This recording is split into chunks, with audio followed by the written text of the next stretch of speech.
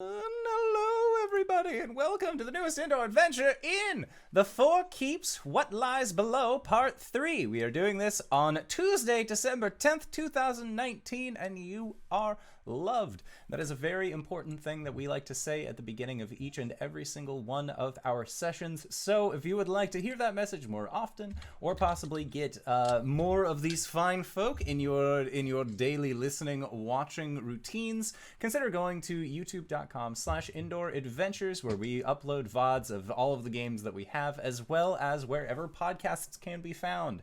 I'm still having difficulties with the Curse of Strahd, part 29, so it's getting up there somehow, so hey, look out for that. It won't be in order with the other ones, so I apologize. Other than that, yeah, today is Tuesday, and we're doing the Four Keeps just because of scheduling. So hey, sorry that we swapped days on you without much to let you know, but it was our last chance to play with our dear friend Tyler before he ended up going on deployment, so that's why we're doing this today.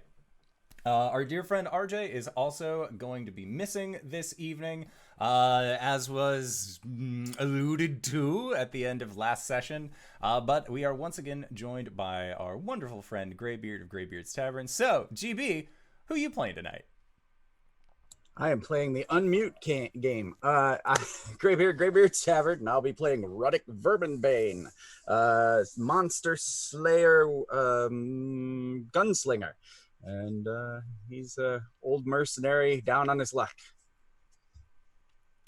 Hi, I'm LB, and I'm playing Gwen, the Halfling Barbarian Fighter. Hi, I'm Cyber. I'm playing Archon, the Dragonborn Bloodhunter Cleric. I'm Wings, and I'm going to be playing Coriander, the Elegant Paladin. And I am the Indoor Adventurer, and tonight I shall be your Dungeon Master. So, last we left off, the lot of you had finally made your way into the dwarven city of Surtzhellier, a very expansive underground town that exists beneath a large mountain that has a titan skull embedded into it.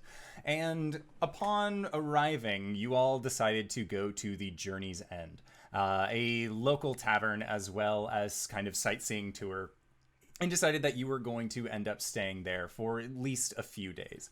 While you were there, you had gotten paid pretty handsomely from a halfling who was from Greenreach and had initially contacted a member of Arjan's Bloodhunter Order, a half-elf, in heavy quotes, Bloodhunter named Ilni, to initially clear out Greenreach, but seeing as how you were all the ones who actually did the work, Ilni felt it fair that you were the ones who actually got paid.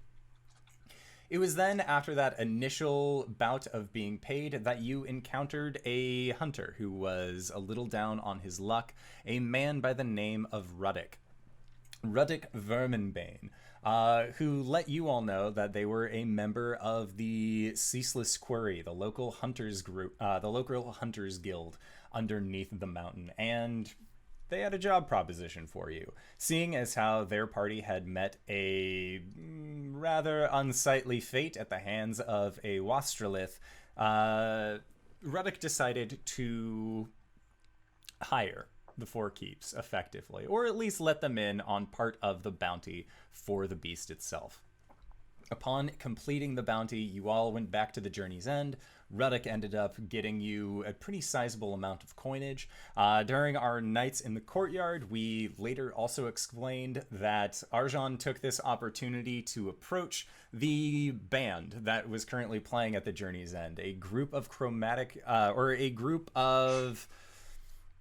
dragon appreciators, hobbyists, a band who called themselves the Chromatics, who all wore masks representing the different dragons of the chromatic scale. And Arjan, it was quite easy to actually get them on board with the praising of Tiamat, seeing as how they're always down for new music, and Tiamat, as we found out last session, is a bit of a music aficionado in all 5 of her forms.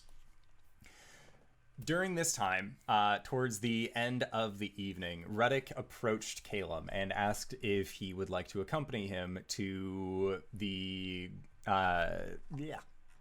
to the Grove of Verspad Hanor, a decomposition forest that is found within the crag of Surt's Hellier, as the city is separated by a large rift in the middle and then 2 bridges on either side.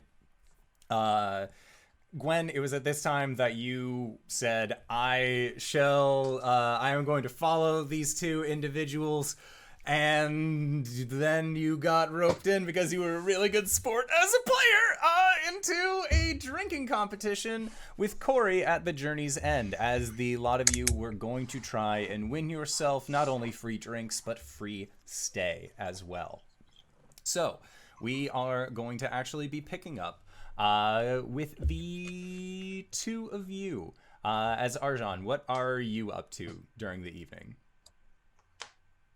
You know, I haven't really thought about this. All right, so we'll go to the drinkers, and then we can come back to Arjan, give you a little bit time to ruminate on what you would like to be doing. But Springform, Cori, you are able to actually taste alcohol. You can feel yourself getting the possibility of getting drunk again. It's been so long since you've been able to do this, and you kind of roped Gwen in on this as well. So the 2 of you have now entered into this drinking contest, and you can see that it's not a multi-person contest. It seems like there is actually a fee to participate in this contest itself, but the idea behind it is that if you are able to make it through, if you are able to walk through the layers, if you are able to go through each of the 9 layers of booze, that you will win the pot. It is very infrequently that individuals are capable of winning. It seems like this is actually a really difficult drinking contest, but that they have not met the keeps yet. So, Cori, you and Gwen sit down. I'd like for you both to mark off 50 gold for the entry fee. Jeez, H Christ. I mean, you guys got paid royally. Yeah, okay. But it's still 50 gold for booze. Yeah. Okay, it better be fucking good. Okay, so I need you both to make Constitution saves for the first round of booze. 18. Okay. Ooh. Pink dice are rolling hot tonight. Constitution. Oh, you're within 3 feet of me if you want the buzzkill aura. 21. 22. Okay. So you both managed to down the first beverage, no problem. It seems like this is more of like a lead-in. It's a little bit of a lighter drink. And Cori, again, like you can pick up on the taste of the booze more so than Gwen would be able to, just because it's so foreign to you at this point. So first layer, totally fine. I would like another Constitution save from the 2 of you. 28. 7. So Cori, this is actually a little bit much for you, and it's more that you aren't used to kind of feeling full in your stomach due to this, so you end up like hiccuping a little bit, and some spills out of your glass, and they mark you as disqualified. But Gwen, you just drain it, slam the cup down. There is no issue here as to whether or not you can go through the second layer without issue. What tolerance? No, she hasn't had a drink in a long time. 3rd? Yes. Oh, that's not as good. 16. Okay, so a 16 is exactly what you were looking for on this specific layer. So Gwen, they're starting to mix in your stomach, and you are able to tell that they are using a variety of liquor on this specifically to make this a challenge.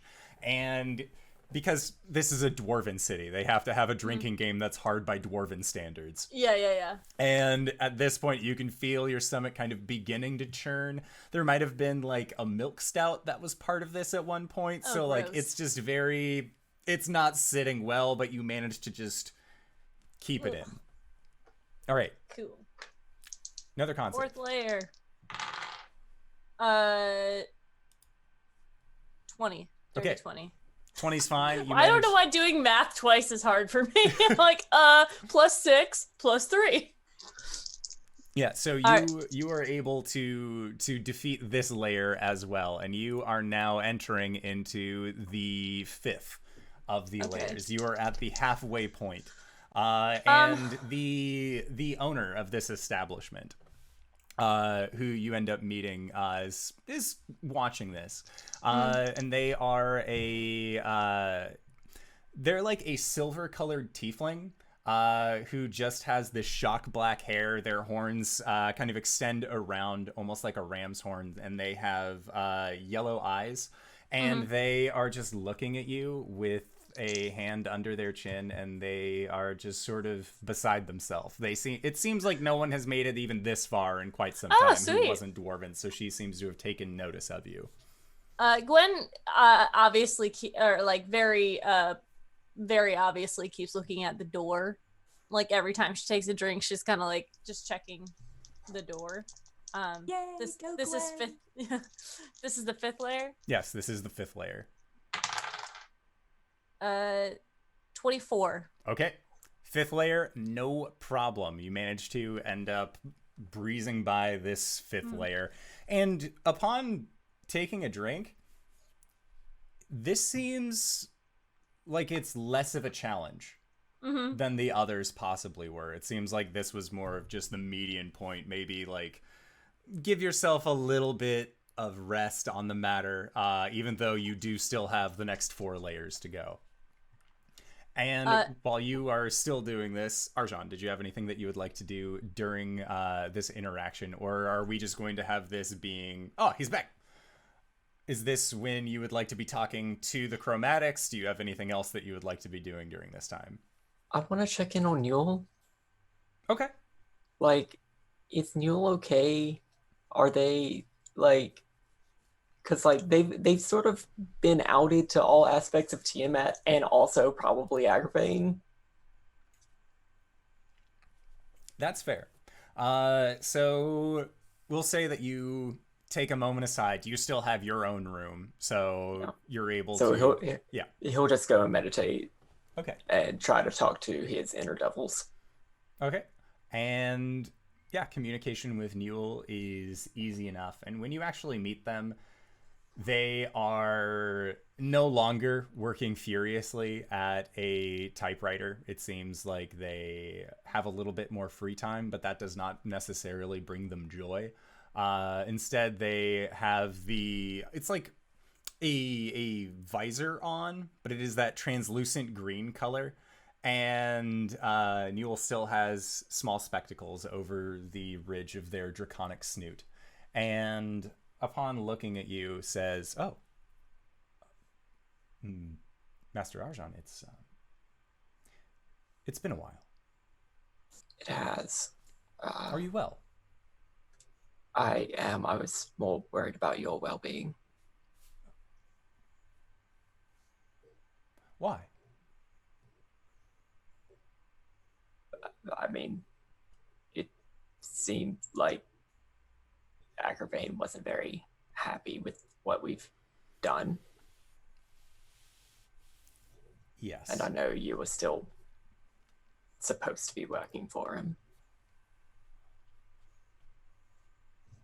This is true. Since my lord has returned, Lord Agravain no longer sees me fit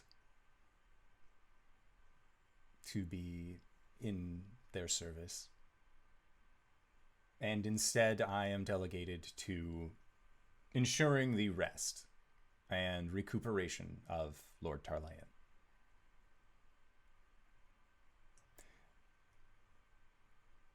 My lord, if I may, I have a serious question.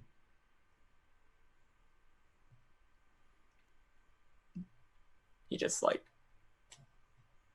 gestures for him to go on. Tarlayan has been returned by the queens. Agravain is reasonably upset. What are you going to do with the stone mantles? The what? The large mechanical body that you were getting built for Tarlayan to return to. That's entirely up to Tarlayan. I see. When we had initially made the offer, I was under the assumption that we would eventually move Tarlayan into that form, so they could stand against Lord Agravain in fair and righteous combat.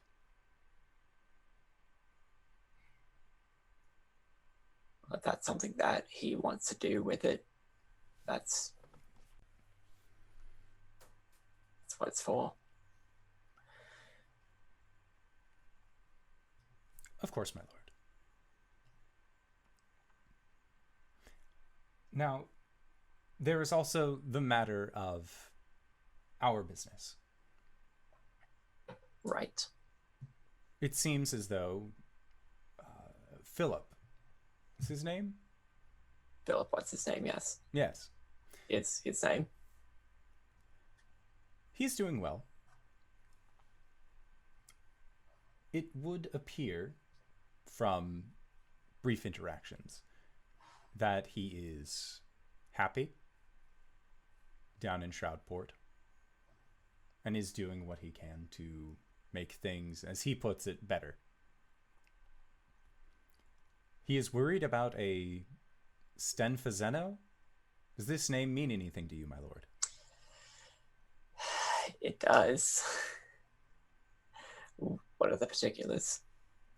Well, Philip has explained to me that no one has heard head or tail of Stenfazeno for several months now.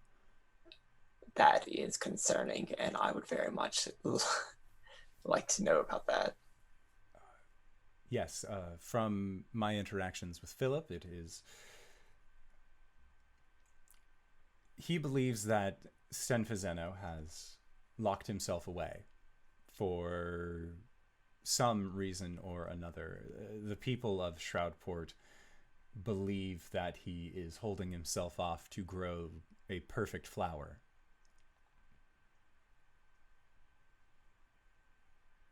Does this mean anything to you, my lord?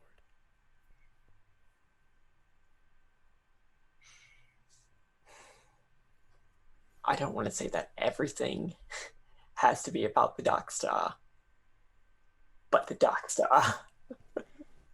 Just, I will make a note of it. Yes, it is worrying.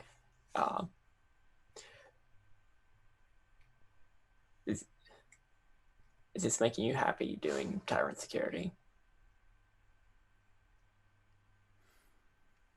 Running it, for lack of a better word. And Newell thinks and says, does this make me happy? I believe so. Happiness is often unwarranted in the hells. So when the feeling does arise, I try and squash it as quickly as I can. I reserve it for specific occasions. Lord Tarlayan's resurgence. Happy, yes. To see the crown's performance. Ecstatic, even. To work for this company. To run, as you put it, this company.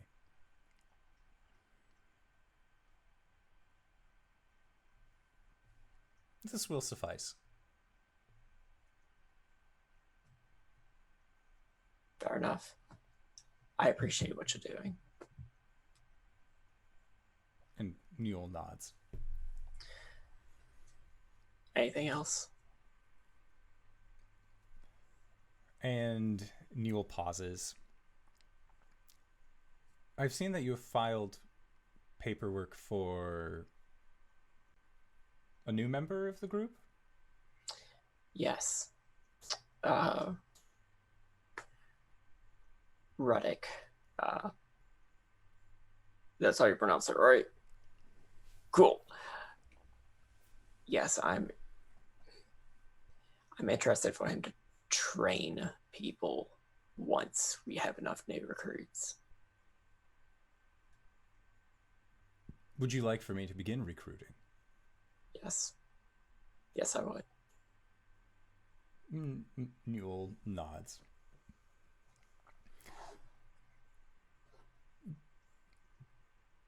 Where should I begin?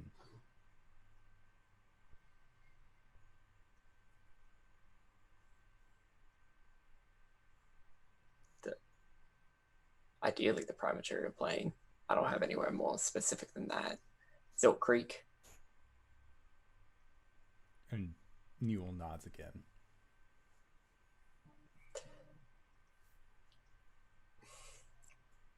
If you see a tiefling named Peter, do not recruit him. Yes, my lord. Thank you. And at that, Newell also asks if you would want them to recruit out of the Isle of Arathsk as well. Yes. Newell nods. It will be done. And unless you have anything else that you would ask of Newell, Newell seems content with the interaction. Okay, so back to the drinking table. So, Excuse me, I've acquired not even a shoulder cat. She's not even on my shoulder. For you audiocast listeners, Lyra has decided that she wants to be in my face. She wants to be lying down, but also on your shoulder. That's Yes. not how it works. but also be being held. Cuddle pie, smushy face. It's adorable. She's like liquid. She is. Yes, another layer. Well, is anyone else still in this competition? It is just you. It seems like the way that the drinking competition works here is basically between you and the bar, not you and multiple other people. Oh, okay. Gwen! Hey, Cori. Sorry. Hey, Cori.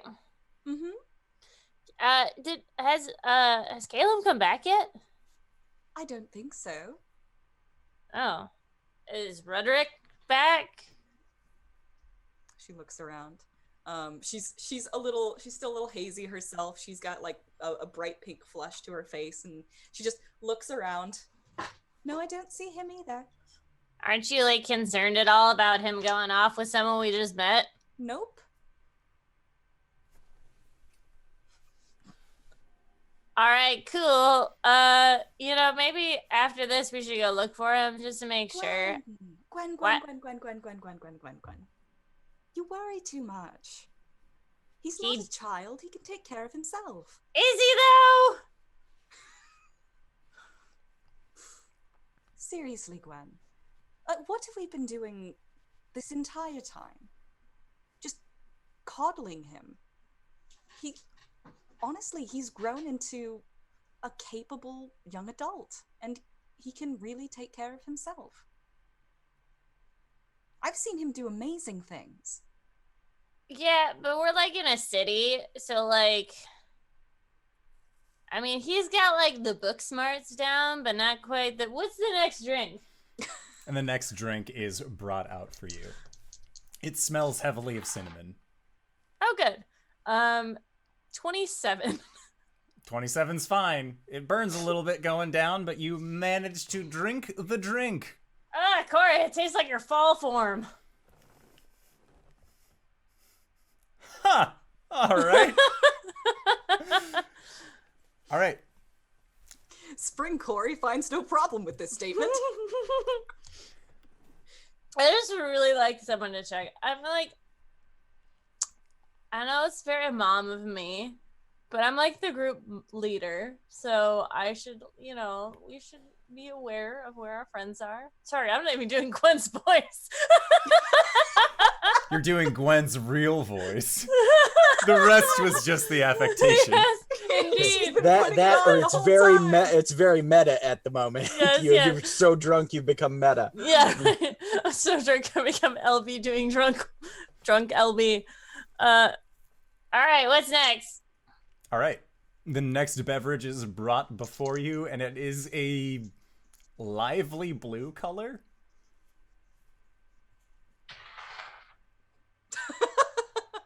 $28. Okay. This one also goes down. It's a little bit thicker and more slime-like than the rest of the beer that you have drank. And it, again, is just like, it goes into your tummy and is just mixing with all of the everything that is inside. This isn't even a good competition. This is just like torture. Sorry. And the bar owner is just sitting there just, that's what it was meant to be. Damn. And she just waves you, go on, keep going. All right. Mind you, everyone, I have +9 right now, and I rolled another 19. Cori is 28. just watching absolutely transfixed. Like, this is the most amazing thing she's seen. Same with this Thank tiefling you, RJ. woman. These dice are amazing. And that tiefling woman just gives you a brief clap.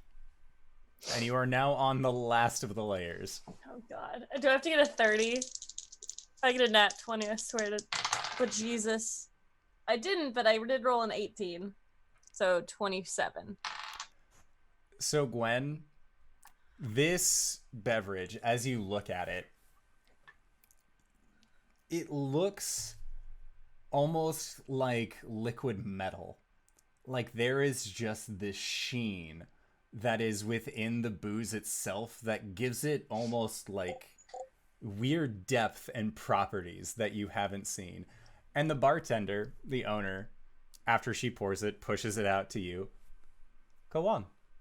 You've made it this far Is this already. poison? I like everyone here to have a nice time. If I poisoned my clientele, that would be the opposite of a nice time. All right, fuck it.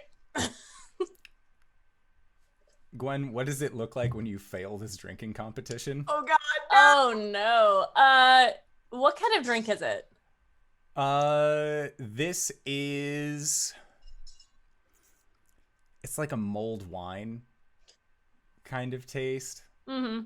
Like it definitely has that kind of like older berry taste to it, and it's kind of chalky as you're drinking it in as well.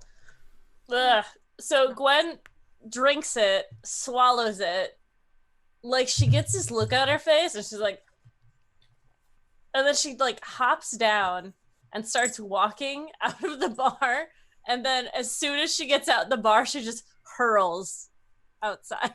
Like audible hurling going Yes. on outside. Cori just watches briefly and then turns to the tiefling and says, "Did she win?"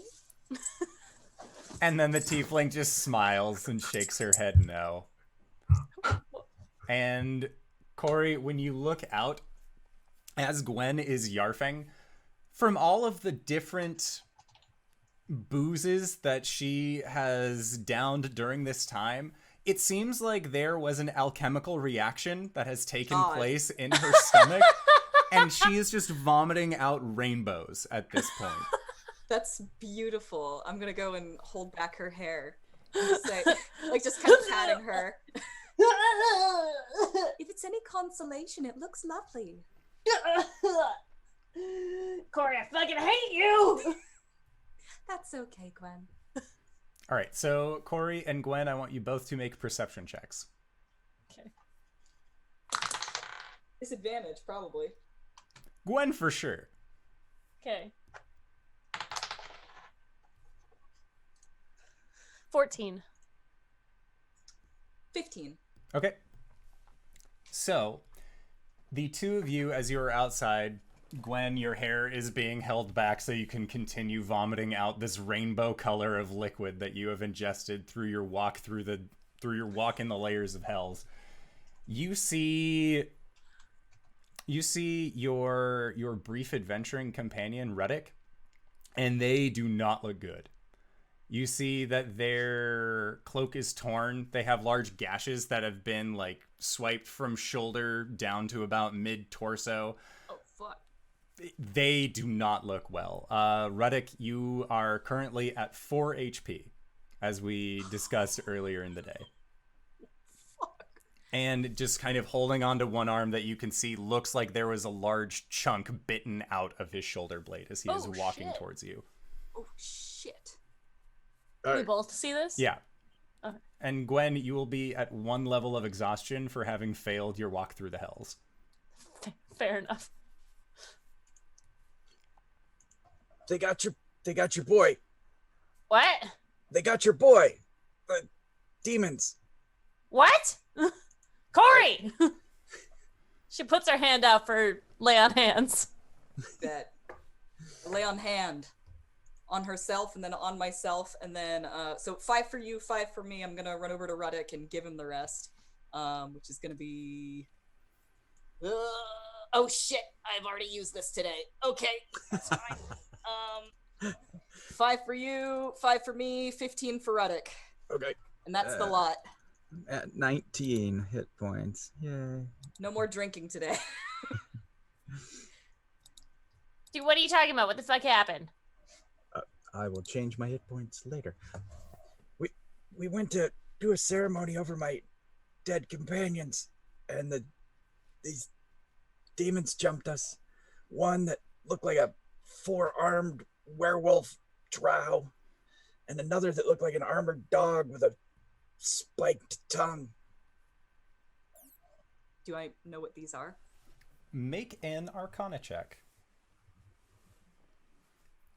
I'm trying to determine if I would insight check him. Yeah, no, it's 5. Okay. So Cori, yeah, you Wants don't to know what these insight are. check him, but Coriander doesn't know to, so. What do you mean? What the fuck? Like the just demons spread out in the middle of a fucking city? No, down at the what is the mushroom grove called? The Grove of Verspad Hanor. The Grove of Death, where they put the bodies when they inter bodies there. So it's where you go to celebrate the dead. They don't bury them here. Gwen's gonna grab his shirt and pull him in. All right, shut the fuck up. Let's go. Okay. Wait.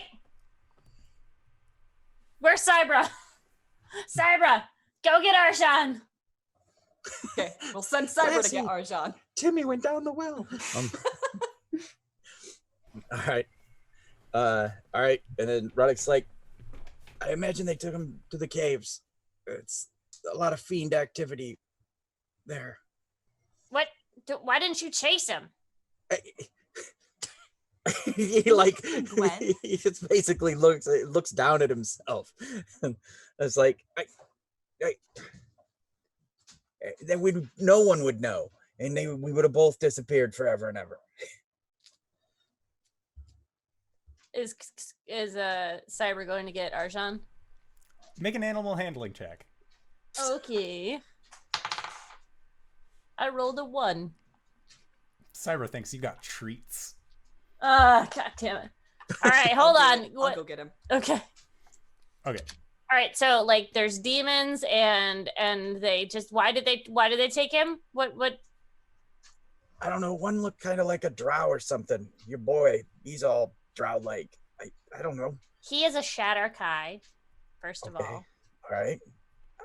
Whatever. Okay.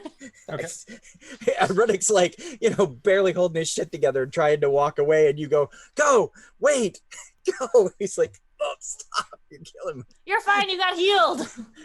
For 19? Yeah, okay. All right, I'm at a 3rd. Okay. Cool.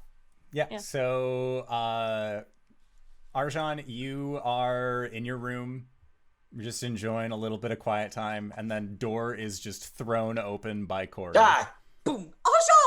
Arjan! What? Caelum's been taken by fiends. We have to go and rescue him. crossbow loaded, running out. Okay. And Arjan, when you step out of the door downstairs, you can see that Ruddick does not look well. And after Ruddick explains to you what he saw with these like these four-armed werewolf drow, that's some blood hunter bullshit on your end. It sure is. And a demon armored dog with a big whip spiked tongue. 14. Okay. So with a 14, you've heard of creatures like this. They aren't werewolves, mind you, but it is the offspring of a drow matron and a demon of the abyss. They are known as Dregloths. And looking at Ruddick, the damage that he has taken, these deep scars these deep slash marks that go from his shoulder down to about his torso, they are the size and spread of what you would expect a Dregloth to have. Dregloths, okay. Yeah, I knew I shouldn't have let him go with you. What do you know about Dregloths? Yeah, what have I heard about Dregloths? With a 14, you know that they exist. That they, like, you know their origin, effectively. But as far as having encountered one in the wild, having seen them, they aren't very frequent. They aren't a commonplace occurrence. Okay. Cool. God, I knew you weren't strong enough. All right, let's go, guys. And we follow. Okay.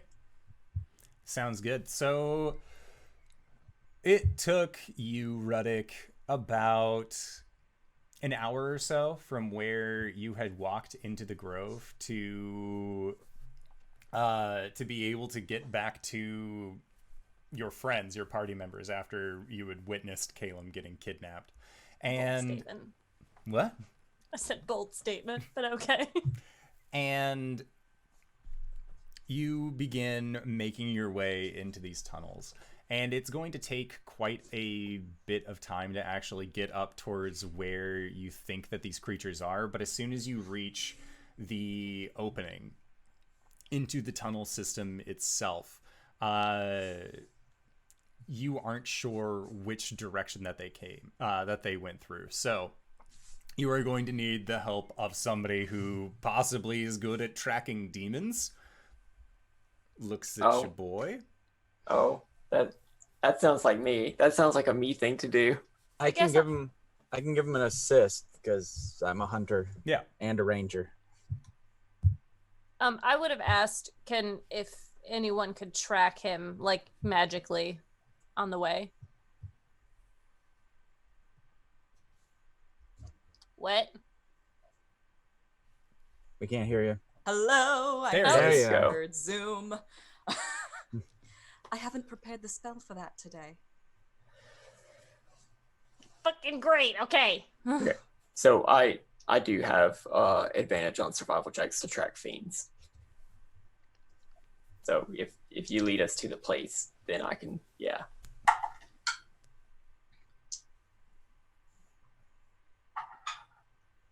.4. Okay. So Ruddick takes you to near the, like, it's around a corner near where the grove of Verspot Hanor is, and still on the ground, at this point dried. You can see Ruddick's blood, or at least the blood that Ruddick points to as, yep, that's mine right there. And you can see that there is also other blood that Ruddick points to and explains is Caelum's. And it is at this point, Arjan, that you, with your draconic prowess, with your blood hunter heritage, a little bit of blood goes a long way. And being able to get the scent on where Caelum is, you have a decent idea about at least what direction he is heading into. This is similar to a locate person, but this is very much more of like how a bloodhound is able to activate and start going. And Nothing was left Sorry, What? nothing was left behind. I can't remember if he dropped anything before. He did not. Okay. I do just want to point out, if I am tracking fiends, I cannot be surprised by them. Okay. Sounds good. So you begin to go into the winding tunnels of the underpart of Sirt's Hellier, and you begin to look, and you can see that at a certain point there is actually a large drop off that occurs, and you guys are actually going to need to do some climbing checks to be able to scale down. It looks like it is about a 50-foot drop from the edge of this shelf in the underground ways that you will need to attempt to scale down on. Cool. Gwen is gonna rage, and then she's gonna jump. Okay. Damn, Gwen. All right, so make a dex save. You Mama Bear is on a mission, okay? What am I doing? Superhero landing. What am I Crater making? at the bottom. Dex save. A dex save? Yeah.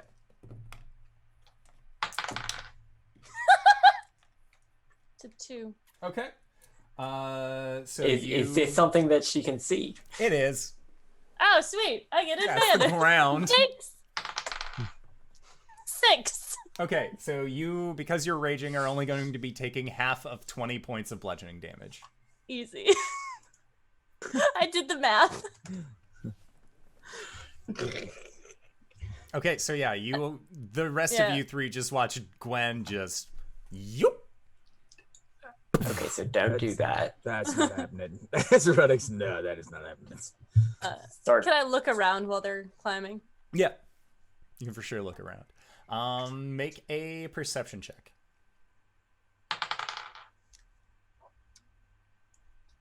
Uh, 19. Okay, so with a 19, you see that there's like a blood trail that is going through here. It seems like Caelum is still bleeding, or at least was, and the blood here is still fresh enough that you know that you are on the right trail, that you are heading in the right direction.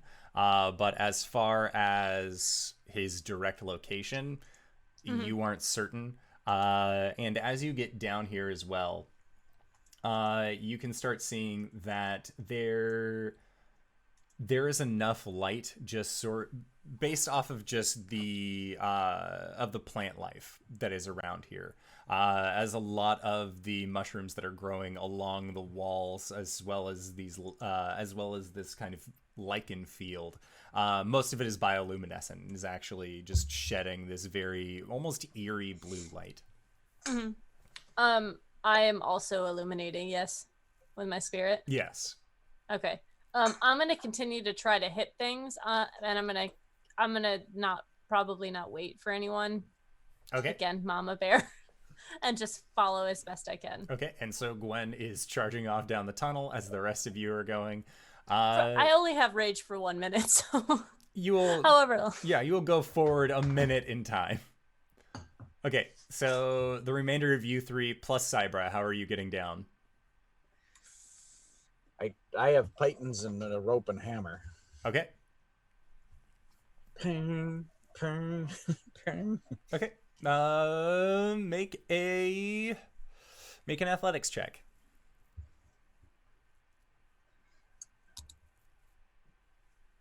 Oh yeah, okay. Get advantage of the climbing kit, right? Yeah. Oh, thank goodness. Okay, so that's 14.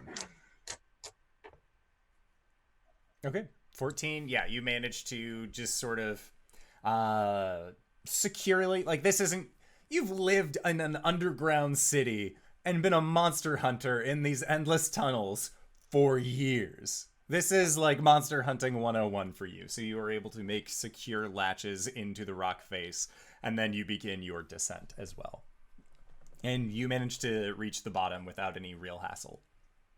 And I whip snap and retrieve my rope at least. If you did, then Cori and Arjan also would not have Well, I an meant easy once means. they were dying. Yeah. Yeah, so I guess we'll try to follow after. Okay, and what are you doing with Cybra?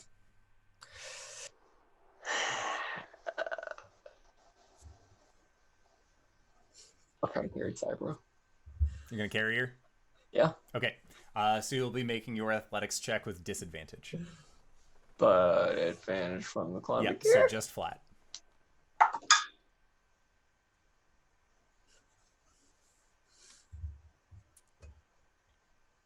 Three. Okay. So Cybra is not used to being picked up, and as you are trying to descend, she is just kind of like wiggling on your shoulder. Hey. And her hind leg ends up rearing up, and you can actually feel her knee you in the jaw. And as you do, you kind of go to like, ah, what the hell? Why did this happen? And you realize that your hand is no longer holding on to the rope, and you and Cybra both fall. So I need you to make a dexterity save, and then Wings, can you roll a dex save for Cybra? God, put this on me. Metal dice. Hey, are they close to Coriander enough to get her thing? Not as they are falling, because it's a 40-foot difference. 20. What's her what's that there? She gets a plus dex- 3. Plus 3 for her, so she gets a 7. Okay, so Cybra fails. And Arjan, you said that you got a 20? Yeah. Alright, so thankfully, Cybra is a sturdy Goral, and is only going to be taking 11 points of bludgeoning damage as she falls. Arjan, you take half. Okay. And you hear the dog yelp of Cybra as she lands on the ground. The wind's been knocked out of her a little bit, but she just kind of gets back up, does the doggo shake to get the dust off, and then is more just like... she is pained by this whole experience. I'll healing word her. Okay. You want to know how to waste all of our characters' spells? Hurt the dog. Does the dog die? Not on this stream. Sorry. She gets 6 points back. Okay. Sounds I- good. So, she ends up gaining 6 points back. It's rad. And if she wanted to, she could attack me right now. Just bites you for having dropped her. She's not going to, though. Okay. Advantage for climbing kit. Yes, but disadvantage because you only have one arm. Oh fuck. Okay. 15. Okay, so a 15 is enough. Cori, you're able to kind of like wrap it around your arm, and you skillfully manage to descend. It seems like climbing was one of those things that you were always good at as a kid, and then Caelum training ended up making things a little bit more regimented in your brain as to how to go about this. So even though you are an arm down, you are still able to successfully maneuver yourself all the way to the bottom. Then Ruddick, you wanted to do a whip crack and then get your rope back? Yeah, try Okay. to snap it over the python. Okay, make a sleight of hand check. All right. And 10. Okay, so a 10. Yep.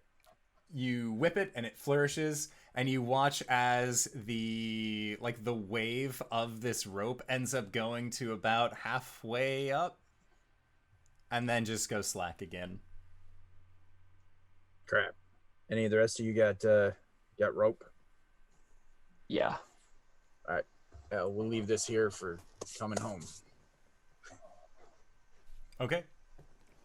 Sounds good.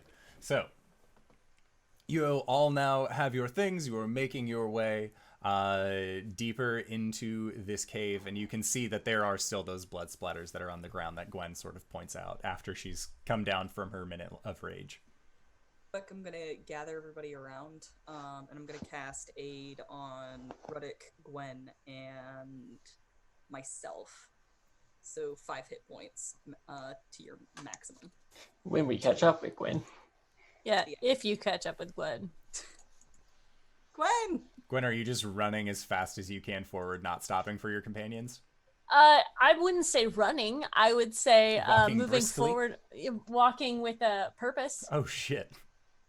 You realize that there is a wrongness happening in this Walmart, and you are going to speak to a manager of Hells Oh, yeah, yeah. I am. I got the haircut and everything. This is you are in full Karen mode right now. I'm Like, yes, absolutely. yeah, so Gwen, you are power walking forward. Your base movement speed is quicker than that of your party members, so Gwen is going to be outpacing you, Cori, unless you call her back specifically for aid. Gwen! How far ahead am I? At this point, Gwen, you would be closer to about 200 feet if you didn't stop while they were scaling downward. I'm not certain I would hear you. Especially within these caves. So, Cori, unless you have a means of projecting your voice. Gwen is full on in reckless mode right now, so apologies. I'll just run ahead to catch up with her and stop in front of her. What? We're running. Just wait for 1 second and Caelum could be dying. Do you not understand? I understand perfectly well, Gwen, but I'd prefer if we didn't die too. We can't help him if we're dead. But we can't die unless we get to him anyways. We argue long enough for the other two to catch up, and I cast aid. Okay. Right, go. She is gonna pull out see, this is what I was fucking talking about. This is why we don't leave him alone, because he's a babu, and he can't be left alone because he's just a precious little boy, okay? Now is not the time, Gwen. Well, he wasn't alone. He was with Ruddick. Yeah, like he wasn't any fucking help. Did you see what him and his friends couldn't It do? is not the time. Let's go. Okay. Pulling Well, up my pants and going. Well, while that was happening, I'll cast Goodberry. And how many points is Cybra down? Give it a- Cybra at this point is down 3 points. All right, I give her three berries if she'll eat them. Make an animal handling check. She's been told not to accept gifts from strangers on many occasions. All right. Getting our dog. Ooh, 22. Okay. Yep. Cybra will eat up 3 of them berries. There you go, buddy. And then I will take the other 7 myself. Amazing. One of those berries is good for like a day's food, right? Oh, yeah. Right. Yeah. How many have you had? 7? I shouldn't have eaten that 7th one. No. Say loudness spread is enough to fill a regular man for days. Yeah, so yes, you've given Cybra them good berries, and if you've ever seen a dog eating a berry, it's just like like trying so hard to just Juices flying out Oh, their yeah. mouth. yes. So she's murdered someone. Which is kind of like when you met her, because her name is Cybra Blood Drinker. So, you know, doing well. And Arjan, I'd like for you to make another survival check. To track fiends? Yes. 25. Okay. Yeah, so the small spatterings of Caelum's blood that Gwen points out to. Sorry. 20. I was looking at my stealth score. Fair enough. So looking at the splatterings of where Gwen points out, and then being able to have this kind of blood hunter nature about you, you're able to see where there are heavier footfalls that seem like they are coming from a large creature, and then you see a set of forepaws, more similar to that of a dog or some other quadrupedal creature that is going alongside of them. Both of them seem like they are very dense creatures, as their footprints are very heavy in the dirt that is along this pathway. And you get a sense that they are, at this point, maybe about a half hour away from where you are. It seems like you've actually made very good time. Right, just keep going. Okay. And you get to, as you continue on through these tunnels, you can see branching paths beginning to split open, but thankfully you rolled well enough that you are able to kind of, okay, it wanted us to take a left, but the trail is leading off towards the right.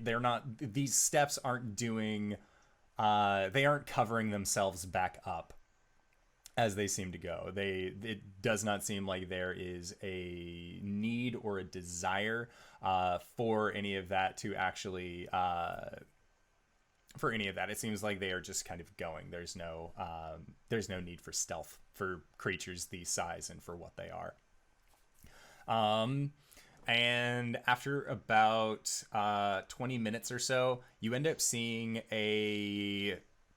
and you've seen them in Sir Tellier as just sort of passing, but it is a beetle that is the size of a large bison, closer to the size of your Anorak, that is on its side. Its carapace has been split open and a lot of its entrails are coming out from its more armored exterior, and you can see where there were slash marks and bite marks and that sort of thing. And it looks like the creatures that were here that have your friend have fed off of this creature on their way, continuing deeper into the endless halls. Cori's gonna walk up to it and just kind of examine it. Okay. How are you going about investigating this? Like, what are you looking for specifically?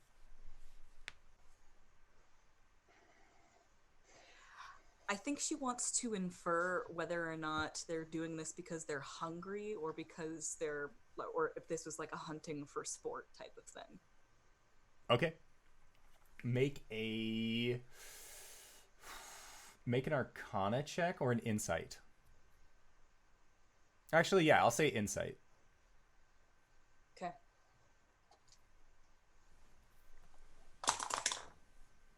$15.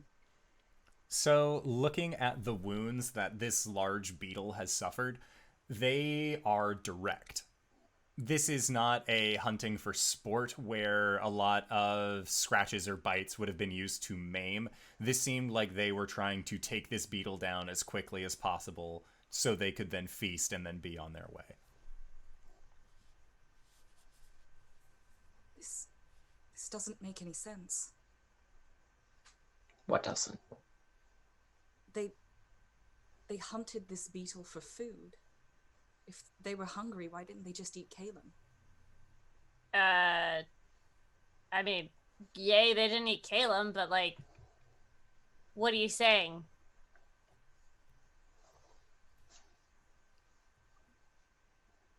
And the words were lost in the echoes of Zoom. I just don't understand. Uh, We should hurry. Okay. Do you guys, as we keep going, do you guys know anything about these creatures? Why did they prefer bug meat or something? Arjan, make a Blood Hunter bullshit roll. 15. Okay, and Ruddick, you would be able to make a roll as well. I don't have blood hunter bullshit, but I have hunter bullshit. Ah, crap. All right. I'm off the trail. About 8. Yeah, 8's not going to cut it. So with They're fiends. With a 15, Arjan, you would know that fiends they can be very particular. Same with devils and most hellish creatures, is that if they are used in a specific way, there is often a opportunity where you can give them direct orders and they won't disobey. I mean, it just depends on why they're here. If they were told not to eat Caelum, then he would probably be safe. Wait, are you saying that someone came after Caelum? Caelum. Our Caelum? The sweet baby boy, Caelum? I mean, Ruddick gives you a look like, sweet baby boy, I saw him destroy a Wastrel like in a single round. He's like, My point stands! yeah. I don't know, mate. Does Arjan know that the Raven Queen wants them? Like, is that something that we've talked about? I feel like he has. I feel like Caelum has definitely brought up that the Raven Queen wants him, to at least Cori. Mate. But you would also know that the Raven Queen wouldn't use fiends. If someone crazy enough, or somebody who really wanted to get on the Raven Queen's good side, maybe. I don't know. All right. I mean, who has it out for Caelum, though? Besides, I mean, I guess people who worship the Raven Queen, maybe? Or people who want to. Isn't it just like a you do or you don't situation? Well, I mean, some gods want something in return. Wait. Does he have a shield? Ruddick, you saw Caelum still have his shield. Fuck. Oh, shit. All right, well, as long as... Fuck. All right, let's go. Let's go more. Okay. Even Deeper. faster. We going. Okay. We keep stopping and talking. And No, go- we don't. No, we we don't. definitely No, don't. no, no. I mean, like in the past few like interactions, I imagine that like we stop and talk, and then we go a little bit faster, and then we stop and talk, and we go a little bit faster. Okay. So, it is after about 20 more minutes of traveling forward that you begin to hear, and Arjan, you can hear this before your other friends. Same with you, Ruddick, as you both have... Arjan, you have Blood Hunter bullshit on your side, and Ruddick, you just have a ridiculous passive perception, so... My passive perception is 12. It's not that good. Okay. I'll say that you, like...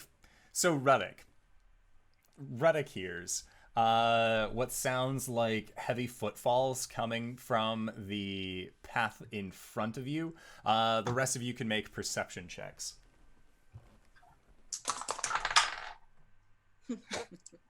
19. 5. Hear that? No. Yeah, what is that? 6.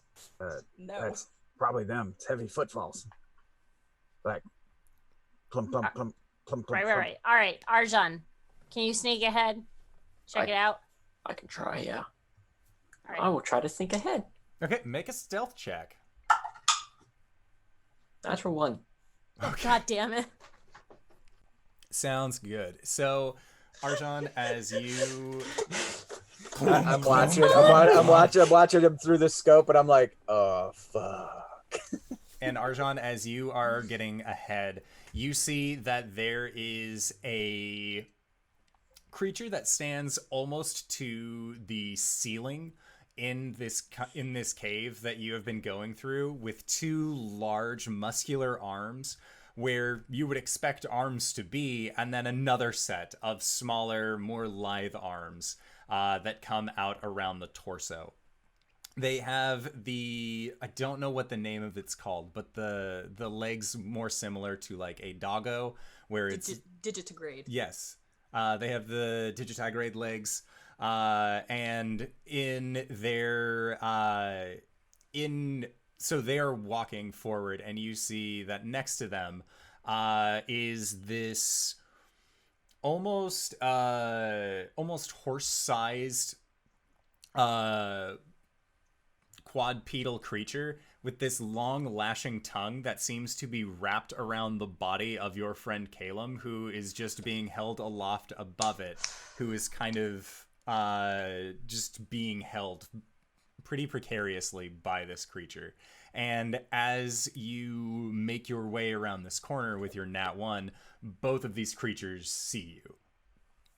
And this 4-armed creature you see begins making motions with its hands to form arcane sigils, and the arms below seem to be finishing up the bottom portions of this arcane sigiltry, as they are going to be casting a spell on you. So Arjan, I need you to make a wisdom save.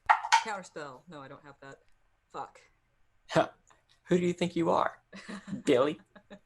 I would love to be. Baddest bitch in Barovia. Wisdom save? Yes.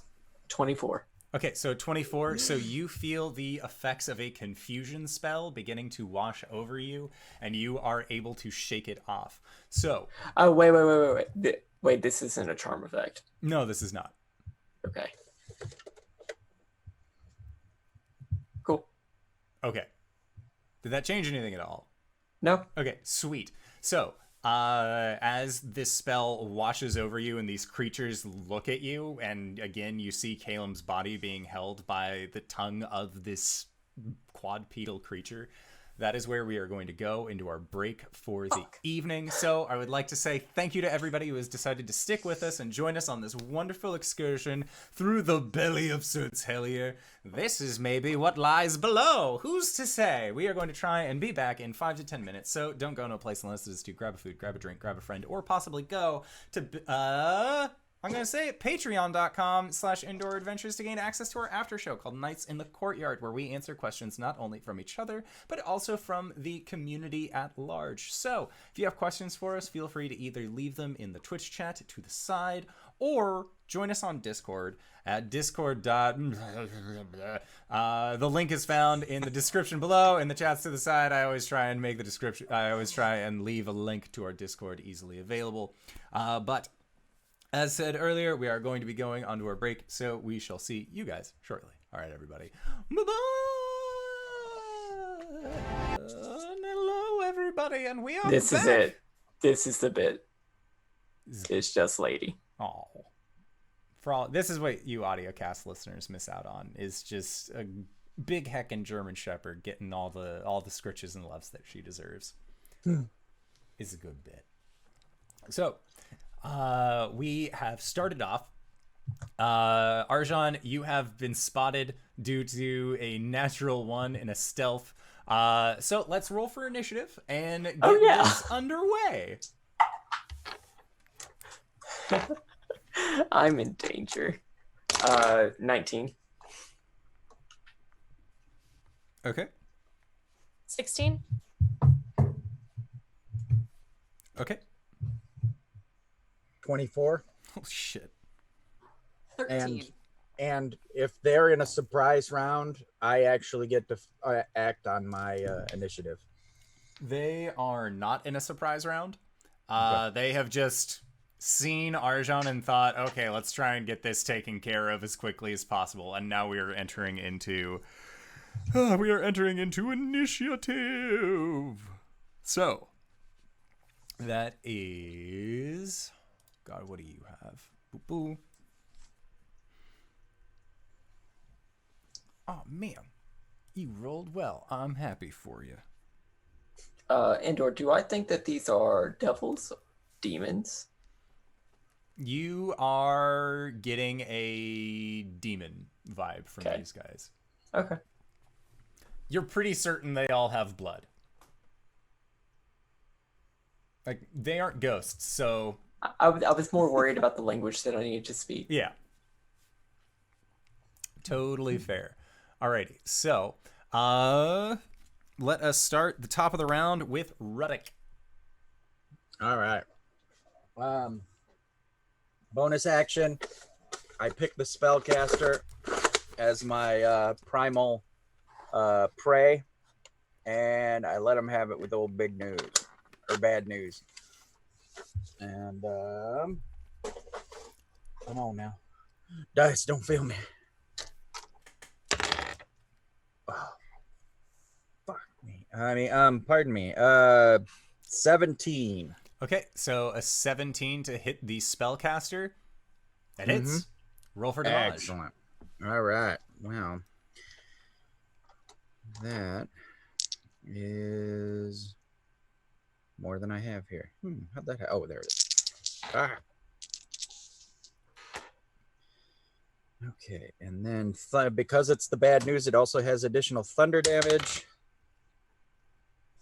And he's my chosen prey. All right, so that's 22 points of damage. I can break it down if we need to, but it's a magical weapon. Yeah, no, you're fine. Okay.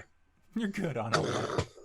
And then when it hits, it does extra thunder damage. Okay. That I already added in. Gotcha. Alrighty. So then next up is this creature. And Ruddick, you have just blasted into their shoulder, at least the shoulder for the top two arms, and it is going to look in your direction, and then it is going to get down on four of its legs, or four of its appendages. So its digitigrade legs ends up bending down. You see it put its two larger hands on the ground, and it is going to begin just moving, clawing against the ground very quickly towards you, Arjan. As even though Ruddick, you dealt a significant blow to it, there is still in its eyes a meaty barrier between it and you. And I use my second attack action to reload. Okay, sounds good. So Arjan, this large creature is then going to stand up in front of you, raising up its claws, and it is going to try and swipe down towards you. That's a natural 1 on the first hit, so don't even worry about that. It goes to raise its claw up and actually hits against the ceiling of the cave. It seems to have misjudged the arc that it is capable of doing. And then a second hit, or a second attack, is going to be for 23. Sure. Okay, and then that is going to be for 16 points of slashing damage. Okay. And then it is going to attempt to bite out towards you as well. And that is for a 27 to hit. Mm-hmm. For 25 points of piercing damage. Mm-hmm. Gonna do a dex save. Does it need a dex save? Yeah, can it do one, please? So a dex save, it got a 13.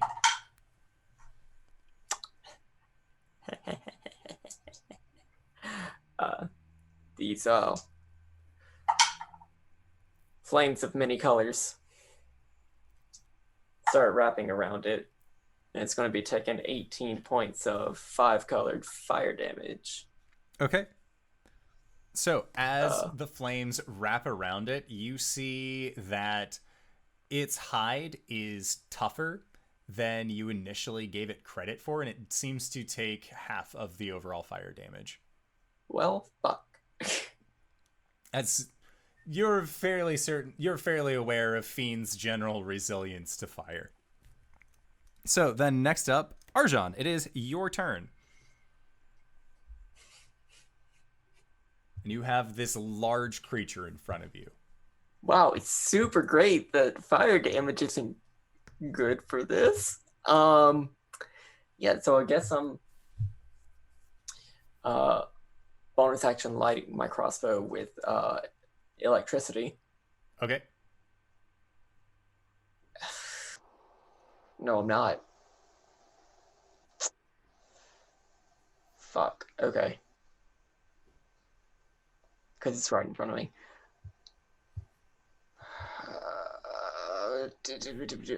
First, what I'm going to say is, if you know it's good for you, you're going to put that boy down in Abyssal.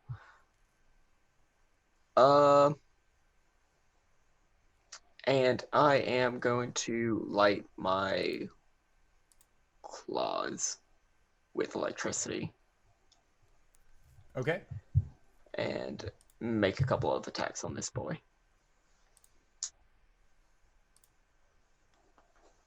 Fiend. Evil thing. 8. Natural 20. Nice. Bwamp, bwamp, bwamp, bwamp.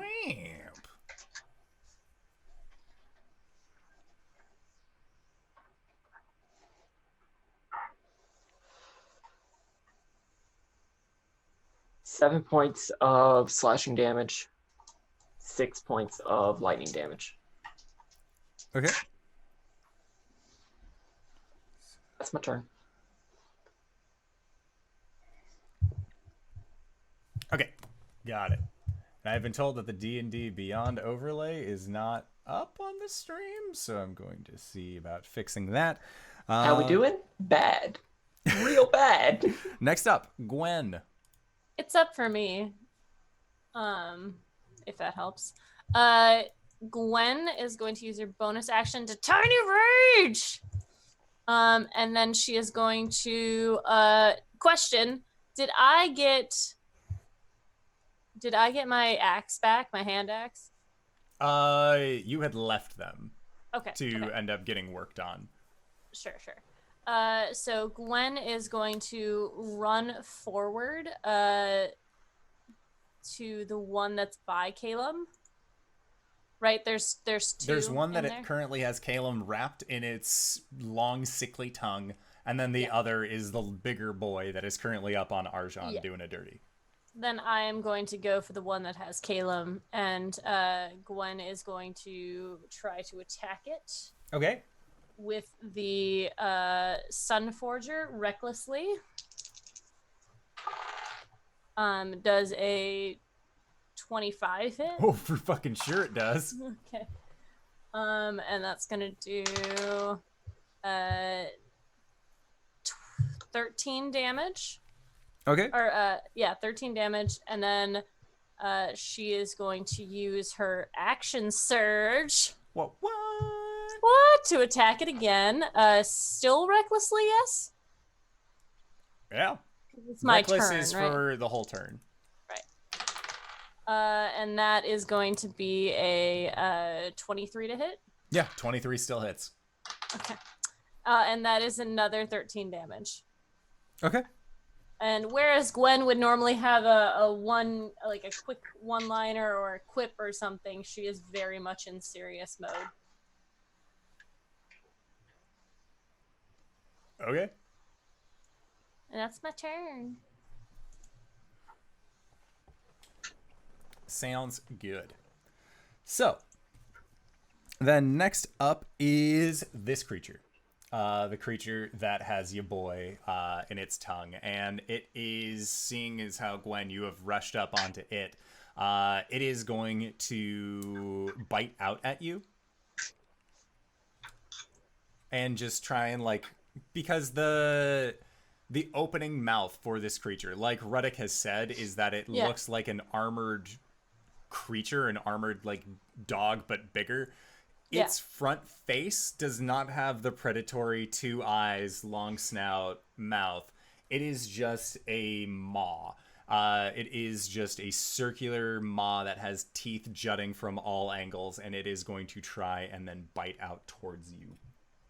And it gets advantage on this attack. Mm-hmm. It does.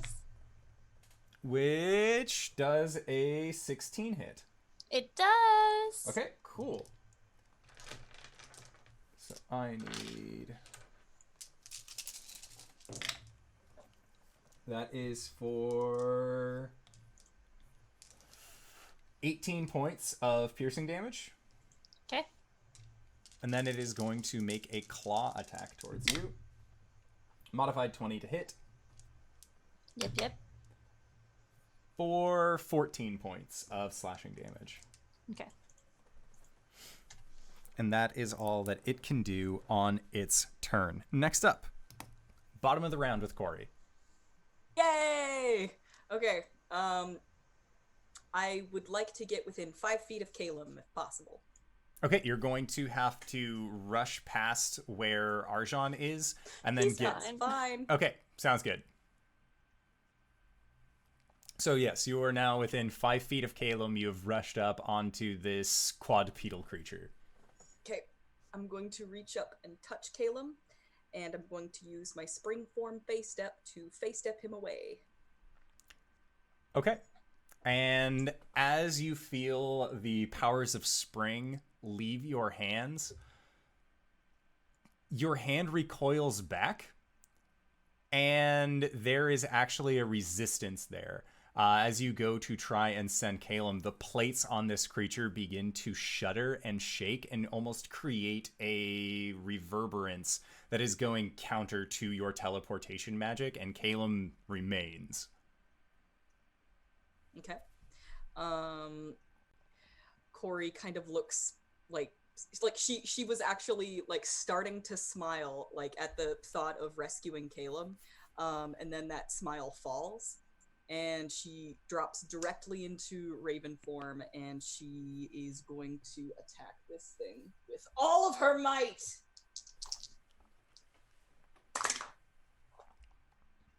My weapons are not magical.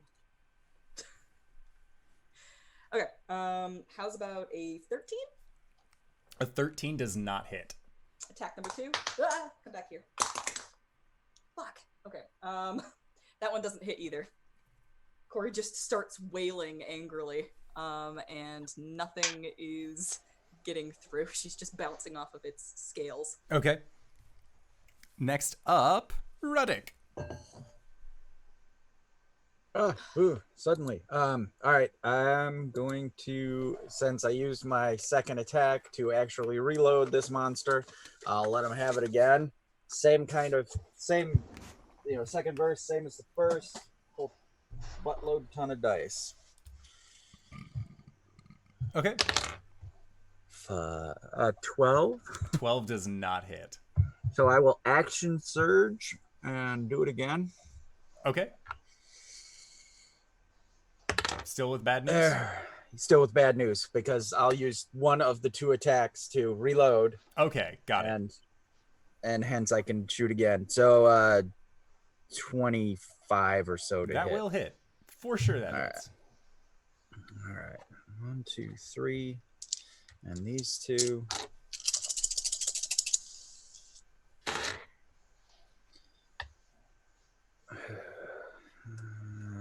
Quick math. 5 and 5, that 10 and 12, 22 again. Okay. And it takes it like a champ. Okay. Kind of shrieks out and hisses towards you as once again you have shot it in its large bulking form, and you can see now that there is this dark purple blood that seems to be coming from its wounds.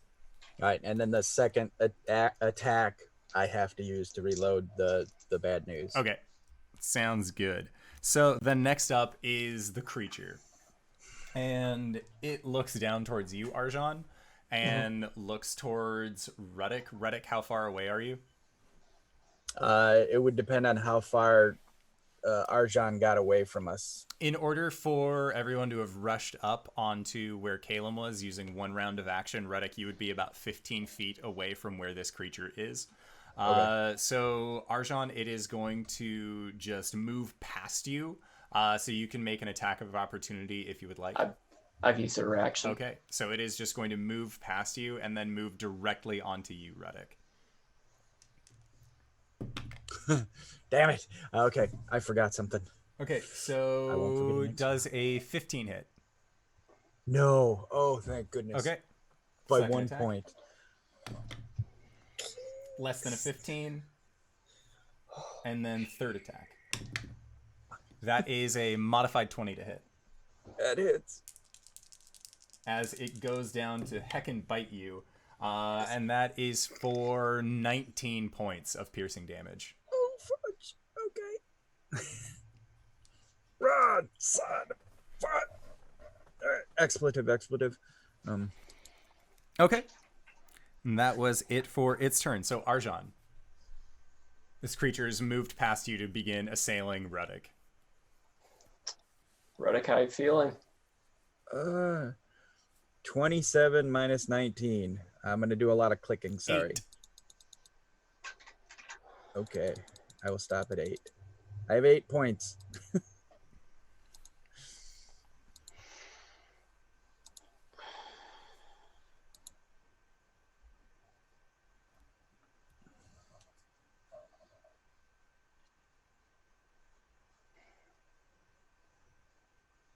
I'll hold it for now.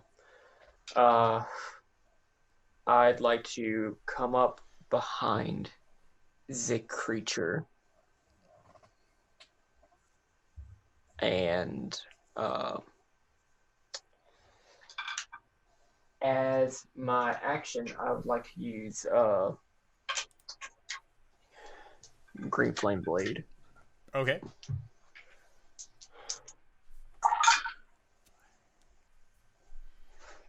This won't hit. 14. 14 does not hit. Mystic Frenzy to do a second attack. What about a 21? Oh, yeah. Yep, for sure. 4 points of slashing damage, 6 points of lightning damage, and I would like to make an offhand attack.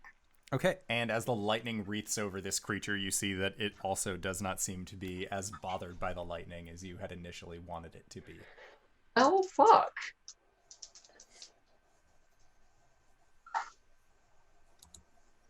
If I could spare an action, I would learn its vulnerabilities, but just don't have time. Roll the same thing. That's my turn. Okay, sounds good. So, Arjan, that is you. Gwen, it is your turn. Hi, I'm Gwen. I'm dumb. I didn't have to use an action surge last time because I have 2 attacks anyways. So, Wow. so I didn't. But I probably will this time. Gwen is going to attempt to cut this thing's tongue off. So, Swap into runt. sorry? Swapping to the runt axe. Oh, yes. So, just roll normal Yeah. Make an for a attack called roll. shot. Okay. Recklessly, because why not? Oh, wait. Do I have the thing now where a 19 is a critical? As a fighter? Yeah. Are you level 3 fighter? I'm not. Damn it. No. Okay. So that's 25 That'll to totally hit hit. on the first one. Runtex.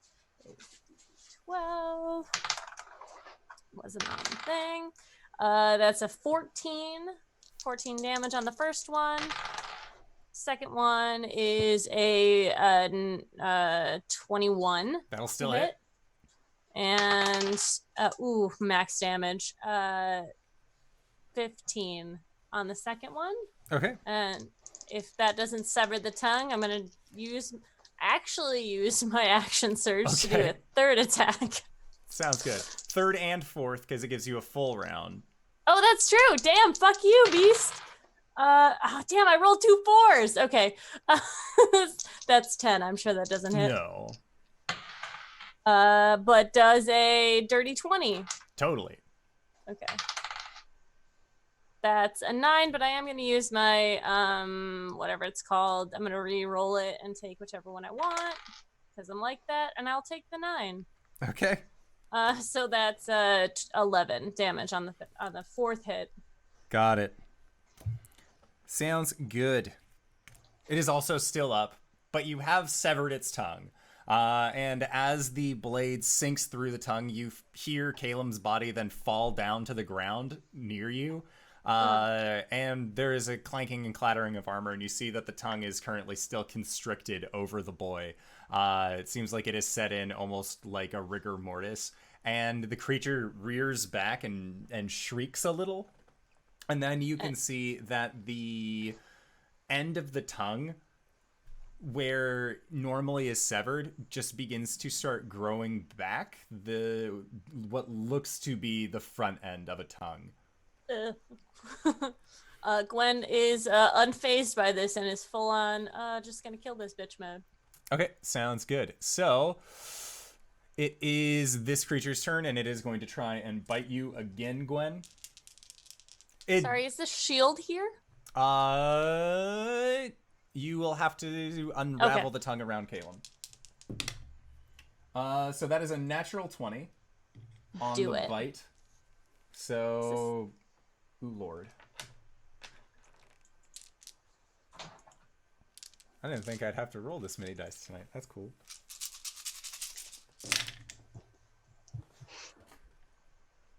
Okay, so... Oh, poor DM has to roll so many dice. I know. I didn't think I'd have to roll this many dice. I didn't think I'd have to roll.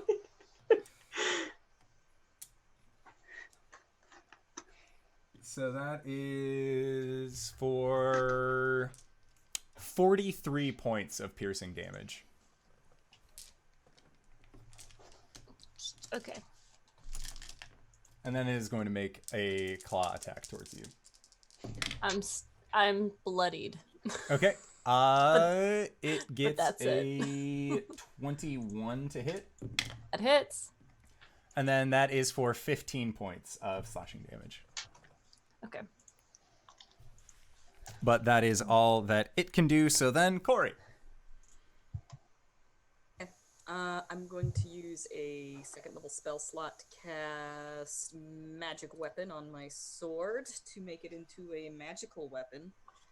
And hopefully I can actually hit now. What's the casting time for magic weapon? Oh shit. It's a bonus action. Nice. I was gonna say, is it like a minute? And Indor's just being a sassy bitch. I'm pretty sure I said bonus. No, I just wanted to make sure if it was an action versus a bonus action. Yeah, no, it's a bonus action. for Sweet. Sure. I have so long to be all like, where are my bonus actions? Oh, magic weapon's a bonus action. I'm gonna attack now. First attack is going to be a 19 to hit. 19 hits. Cool. Third level smite. These things are fiends, yes? That's correct. Okay. Fuck you. Not you, Indoor. I know. It's okay. We cool. It's not fuck you, Indoor. It's what the fuck, Indoor. Yes, exactly. That's the one. Alright, so 12 slashing damage, which is now magical. Okay. And there's 8, 26, 32, 35 radiant damage. Holy shit. That's what you get! It was talking hot shit a minute ago, and then it just got kicked in the chest. Yeah, I'm not happy with them. It does not and look then- happy at all.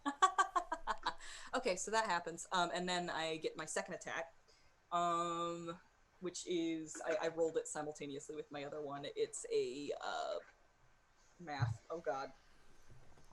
22. Okay. 22 will totally hit. So here comes another smite, but this one's at first level.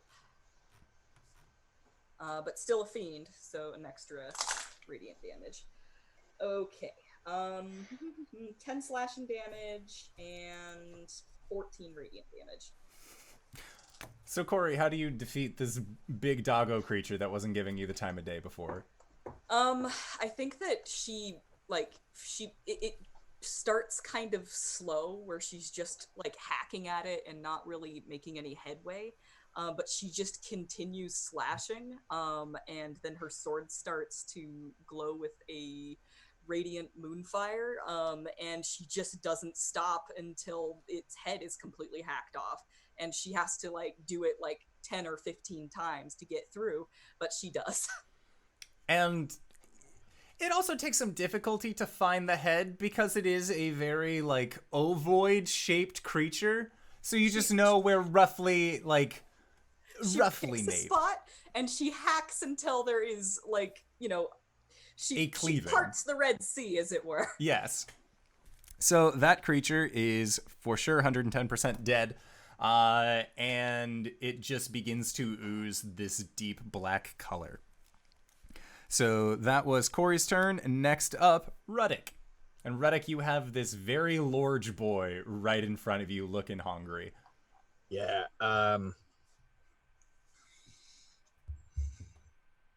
Yeah, I will second wind as a bonus action, so I don't die in his attack. Hopefully, so 3. And am I correct? Second wind, I'm only gonna get my fighter levels. Yeah. Okay. Okay. I'll take it. 8 hit points is better than none. All right, 16 hit points. All right, I will chink, rack up, and boom, try to shoot him in the face. I think. Okay. Do I suffer disadvantage because he's in my face? Yes. All right, then I will not take the sharpshooter action. Oh, fuck me. A nat 20 and a 9.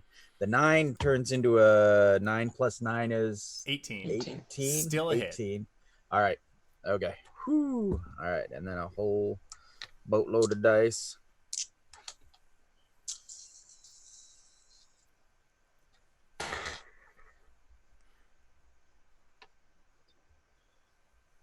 Ah, 10. Ooh, low rolls. 10 plus 18, 19. 19. And again, coming from a magical gun. Okay. And other action to reload. Or other attack to reload. Okay. Arjan, if you didn't have tinnitus before, you are certainly going to have tinnitus after this. Okay. Next up is the creature that you have been blasting against Ruddick. It is going to rear back a claw and try and swipe out towards you. As a natural 1. So then second attack. That does a 16 hit you? Oh, just hits. Okay. Pierces through the breastplate. That is going to be for a total of 23 points of piercing or slashing damage. Gurk. Ruddick's down. Okay. Even with his second wind that he just took. And then it is going to rear back around towards you, Arjan, as you are directly on its haunches, and it is going to try and do a bite towards you.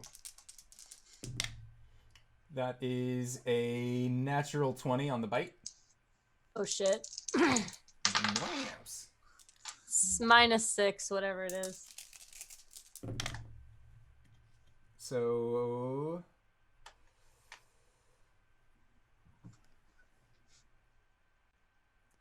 for a total of 31 points of piercing damage. Arjan's down. Even with the -6? Yep. All right. So Arjan and Ruddick are both down, and then this creature just turns around and just leers at both you, Cori, and you, Gwen. And it says, it actually speaks in Elvish. Oh. And it looks towards you, Cori, as it does, and says, all beneath Lolth's great boot.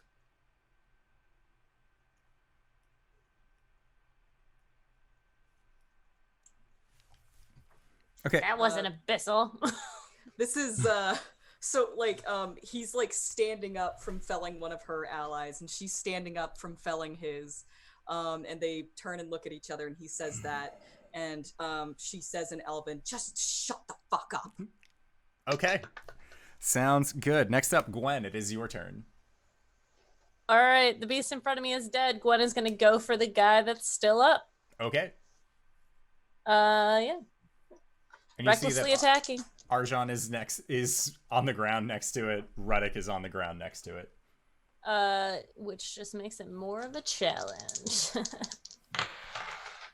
Oh god. Oh, okay. Well, that was okay. One of them is cocked, but the other one is a natural 20. Nice. But the other one that's cocked is kind of a 22, so I was like, no, oh, it's okay. We were fine. So, so, oh, are you kidding me? All right, I'm gonna re-roll the. I had to roll the 2 and a 1. I'm re-rolling one of these, which is wait. Do I get to re-roll both of them? Yep. Oh, yeah. So that's a 9 and a 2. Okay, same. So, 11 plus 4 is 15 on the first hit. Okay. Which isn't great. Could be better. And then the second one does a 19 hit. A 19 totally hits. Okay, for right. Oh no, my friends are around this, right? Okay. Yes. They're They're passed out, well, but yes. Yeah. Okay, that is 12 damage on the second hit. Okay. It is barely standing at this point. But still it does stand. For flavor, Gwen is gonna grab it by the throat and just like glare directly in its eyes. And it snarls at you. Snarl back, bitch. Yeah. She's like standing on his little arms, the shoulders of his little arms. Well, that thing's dead, so it can't go. Cori, it's your turn. And you have seen that Arjan has dropped and Ruddick has dropped, and Gwen is just fighting for all that she can against this creature. And it looks like it is on its last leggies. That's good. Cori, if she had the arm free to do it, she'd wipe the blood clean from her face. But seeing as that's not the case, she does not. So she comes running in, and she's going to try and finish this thing off. Does a 17 hit? A 17 does hit. Roll for damage. Okay. First level smite on this. That's going to be 11 slashing damage, and then 9 radiant. What does it look like when you drop this creature, Cori? Gwen like grabs it by the throat and pulls it down, and then Coriander just comes running in behind her, and like just one-handed with that sword, jabs it into the back of its neck, and the two of them land to like Gwen and she land on either side of it, and then it just slumps between them. Nice. That's sweet. I dig it. And then Gwen is gonna go check on Caelum. Okay. Cori's gonna make sure that our buddies are alive. Yeah. They are alive. They are currently in their death saves, but so Cori, there is but one of you and 2 of your friends are rolling death saves. So we are going to stay in initiative order while this ends up getting fixed. So Cori, you have done your attacks to get to this point. Ruddick, make your death save.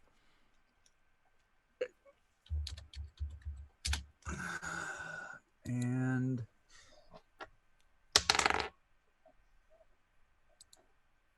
16. 16. Okay, that's a success. Arjan.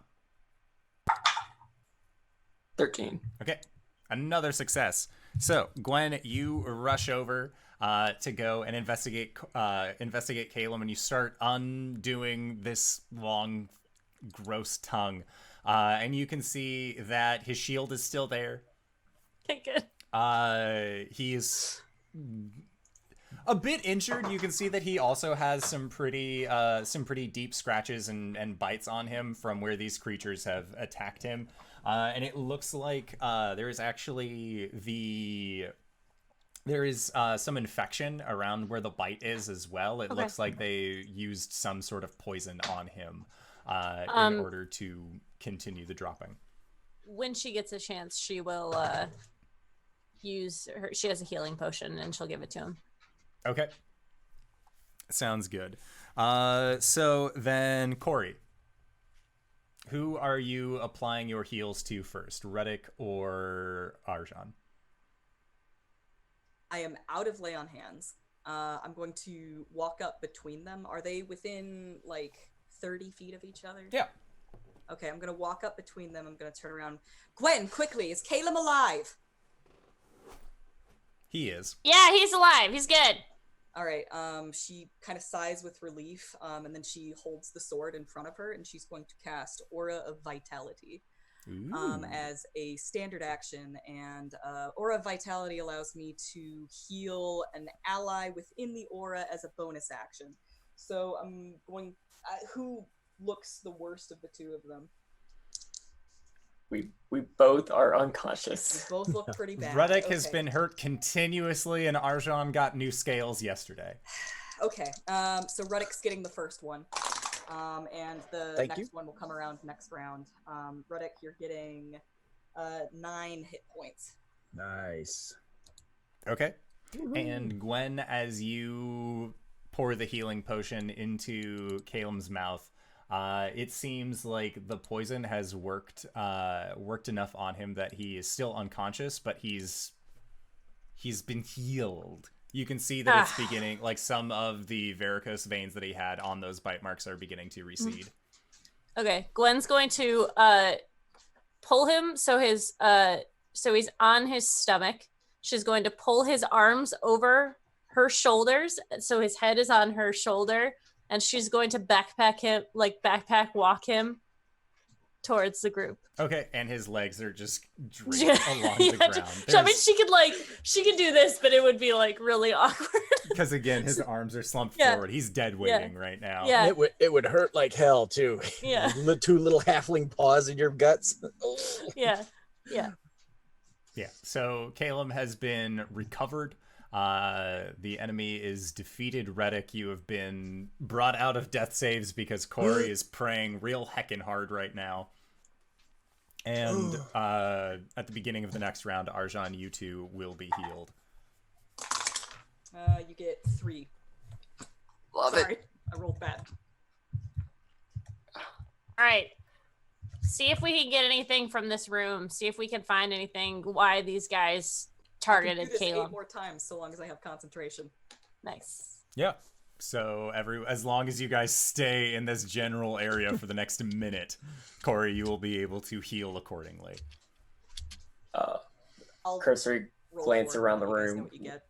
Are we seeing anything? Cursory glance, you aren't seeing much. Make a perception check. Ooh, that tinnitus. 9. Arjan, you were 22 coming to passive. terms with the fact that you don't know what would have happened had you died just now. Yeah. Ruddick, what did you get? 22 passive perception. So with a 22, you see that this large, as you had described it, drow were creature has what looks to be a pouch along its side. And going and opening up the pouch, you see that there is a rolled up piece of paper, as well as what looks to be about 15 gold. Hey, a note and some loot. What's the note say? And the note is in Elven. Cori. Can't read this. Cori, Looks too fancy for me. look with your special eyes. Eyes. Okay, so Cori, when you read the note, it says, "Bring the boy of song back to the house," and the house has a capital H. "There we shall see which of us holds mastery over the weave. Once I am finished with them, you may have your fill, but until then, you will do as your matron commands." Okay. And that's what the note says.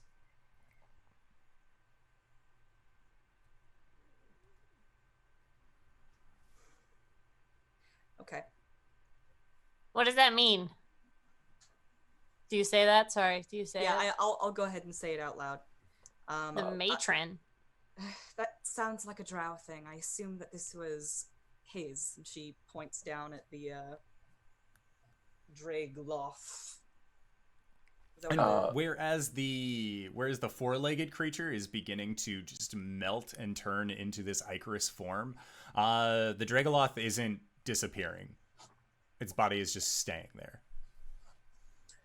Hey, Cori, can you heal it so we can question it?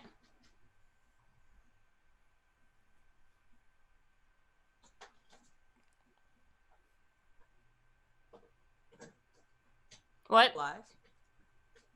What? Is No, it it's- alive? It is not.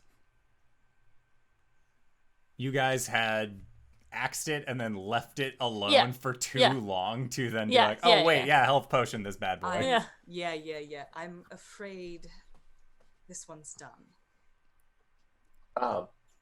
Indoor, does the house mean anything to me? And also, is Loth a fiend? I'm going to say yes, Lolth is a fiend. And the house make a history check. And there is a symbol that you see on this letter as well. Or on this note. So, this history check, would I be making it with Blood Hunter bullshit? I am going to say no. Okay. This 14. isn't going. I have a -1, but can I also make a history check? Because Caelum has talked about his home before. I don't know Yes. if he's used those words. And this is the symbol that you see. Okay. 6. Which looks like a spider over a hanged man. A 6, you have no idea. 14. A 14 with Drow specifically. The house you are guessing might be relating to whatever this symbol is that is on there. You know that in Drow society that there is a prevalence of matriarchal houses. So depending on, like, it's basically family ties. So when asking to bring the Boy of Song back to the house, you are assuming that whoever the matron is was saying to bring it back home.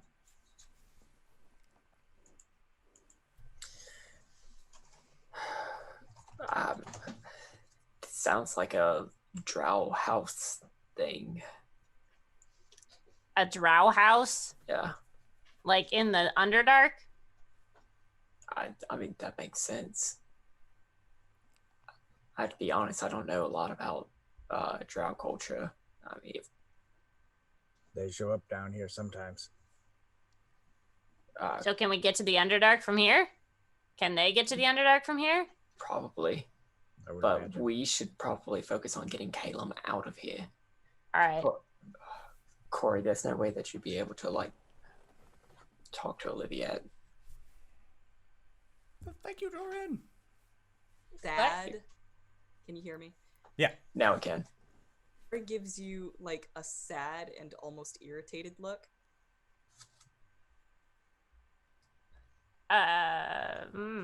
Let's just get out of here. Maybe Caelum learned something that maybe we could talk to her. Yeah, we just gotta wake Caelum up, and I think that'll help. So let's start heading back. Okay.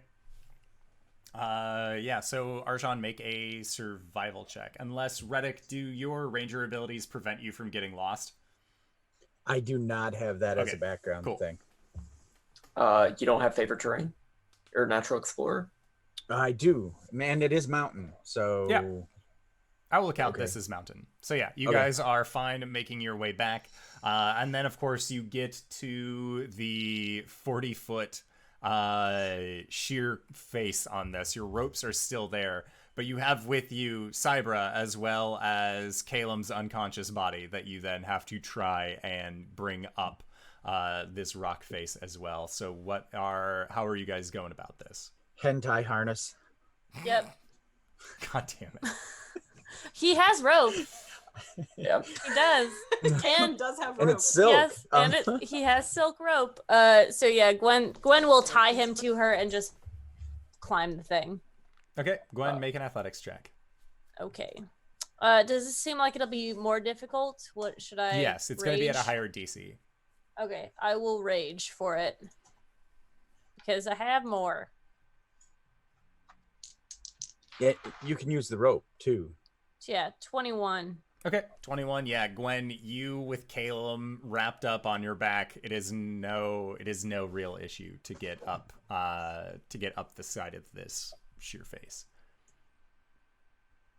Cute. I'm gonna try to one arm with Cybra. Why don't you just tie Cybra to the rope at the end, and then I'll just pull her up? Or that. I'll do that instead. That's what I didn't mean just for Caelum. I meant for Cybra too. Okay. So, yeah. Arjan, make an athletics check.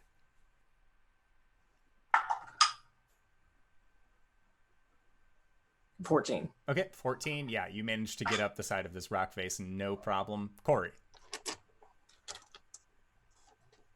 You will be at disadvantage. Can't hear you right now.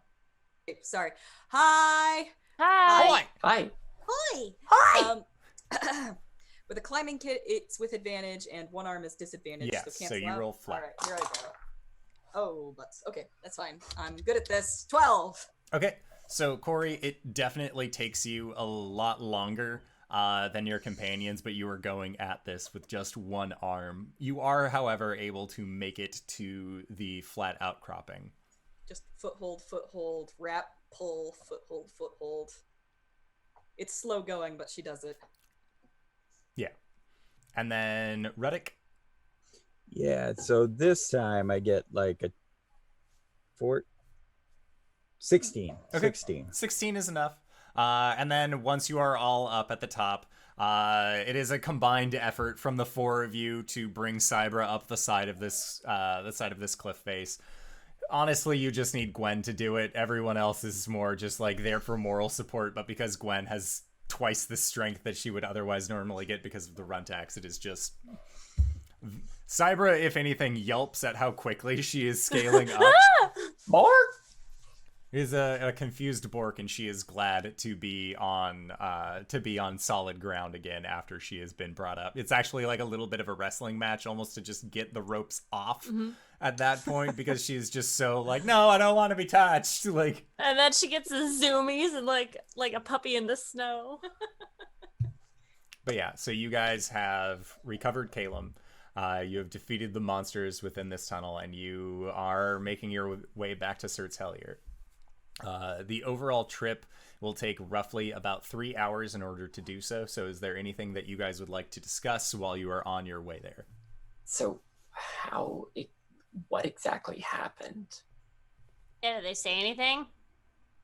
They appeared, and I went to shout at Caelum, and no sound came out of my mouth. And then they hit us hard. I mean, they were in our faces, so I couldn't get the big gun out, and my pepper boxes just bounced off them, pretty much. Was Caelum like knocked out right away or something?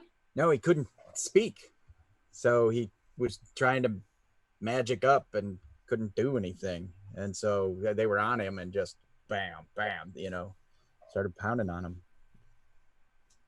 That's weird. Is that something that can happen?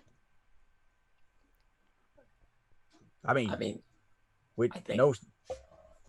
I think silent spells are a thing. It's fortunate for us that you survived. Well, I did use a little magic to get the hell out of Dodge. Sorry. Yeah, well, you probably should train some more. Gwen says if she's like backpacking. And he gets a harumph gruff, like, all right, barbarian. He doesn't say it, but he's like twice her age. Yeah. Cori kind of like Twice is weak. Ooh. Gwen oh come on kind of look. And then like as Gwen walks away, she like puts a hand on Ruddick and says, seriously, I don't know what would have happened if it weren't for you. So thank you. It's all right. I mean, he did say the prayer over my peeps, and that got him where they could jump us in the first place. So for that, I'm sorry. Do I believe him? Yeah. Make insight He's human, checks. right? He's human, He's which is why I'm making an insight check. Totally human. 17. Okay. He's speaking the truth. Do you not need to make a check? Ruddick? Why would I want to make a check? Persuasion or deception? What for? He's just he's just inciting me. I'm not lying or anything. Yeah, but do I see the guilt in his eyes? Yeah. No, there is no guilt in his eyes. He's This is what Ruddick truly believes. This is what he believes happened. Okay. Gwen, you can also roll an insight check if you would like. I think Gwen's too worried about Caelum not waking up. Okay. So yeah, we Yeah. try to make it back to Sir Cellier. Okay. We're going to try to make it back to Sir Cellier. You do. Okay. Yeah. There are no stops or halts or anything of the sort here. And upon getting back to the city, you see now that the lights have changed to symbolize that it is very early morning within the city. Shops are now at the point of being able to open up again, that sort of thing, but you all haven't been able to get any rest during this evening. So luckily, though, you do have room still at the journey's end and are able to go and get a good rest in on that. For that end, should you so decide. Caelum at this point just seems very tired. The health potion that you gave him did help, but his body is currently working through some poison that he got, as well as this is the first time that he's been like pretty grievously injured, where the paladin wasn't there to immediately just be like, the sweet boy, and like pop him back. Gwen is going to like not only watch over him, but she's going to like clean him, so like check him over for wounds and stuff. Sorry, RJ, she's gonna get him kind of mostly naked so she can clean him. You've all He's seen got a each lot of other blood naked going on, before. okay? Yeah, right. Like not even yesterday, you all saw each other naked before. And everything seems right? Yeah, everything seems the way that it should be. Last you checked. Okay. Obviously, there are additional wounds that he has suffered, and they appear like bite marks, like claw marks. And there are the scars that are along his back that are still full of these raven feathers that seem to... He usually keeps his chainmail on for situations where he might end up getting jumped by demons of the Underdark. So they don't really get out much. They seem to be very cramped against him. Mm-hmm. Okay, so she'll kind of try to preen him a little bit, I guess, make him more comfortable. Yeah. Yeah, and she's not gonna sleep. Okay. 'Cause Sounds it's Gwen. good. And then Gwen, make a perception check. Cute.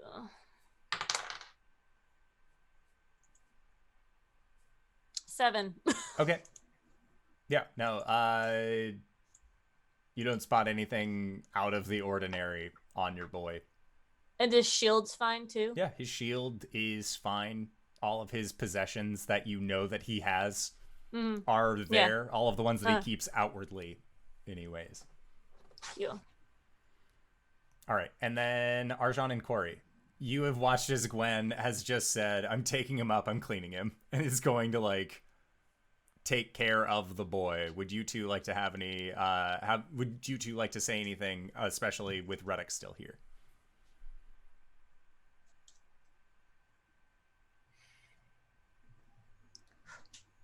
Cori has said pretty much everything that she intended to say to Ruddick. And he hands out, like, 9 gold for the 3 of you to split out of that pouch that he found. Party funds.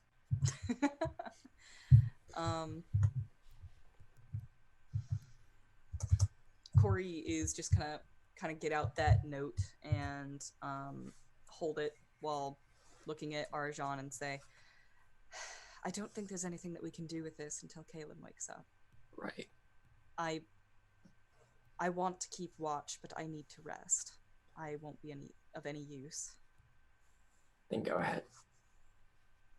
She nods, and she'll actually go up and rest in Gwen and Caelum's room, rather than like on a roof or in the bar like she normally does. She just kind of props herself up in the corner in a chair with her arms crossed. With her arm cross. Oh shit. Well, she's still got like, a little bit there. Arm crossed. It looks cooler.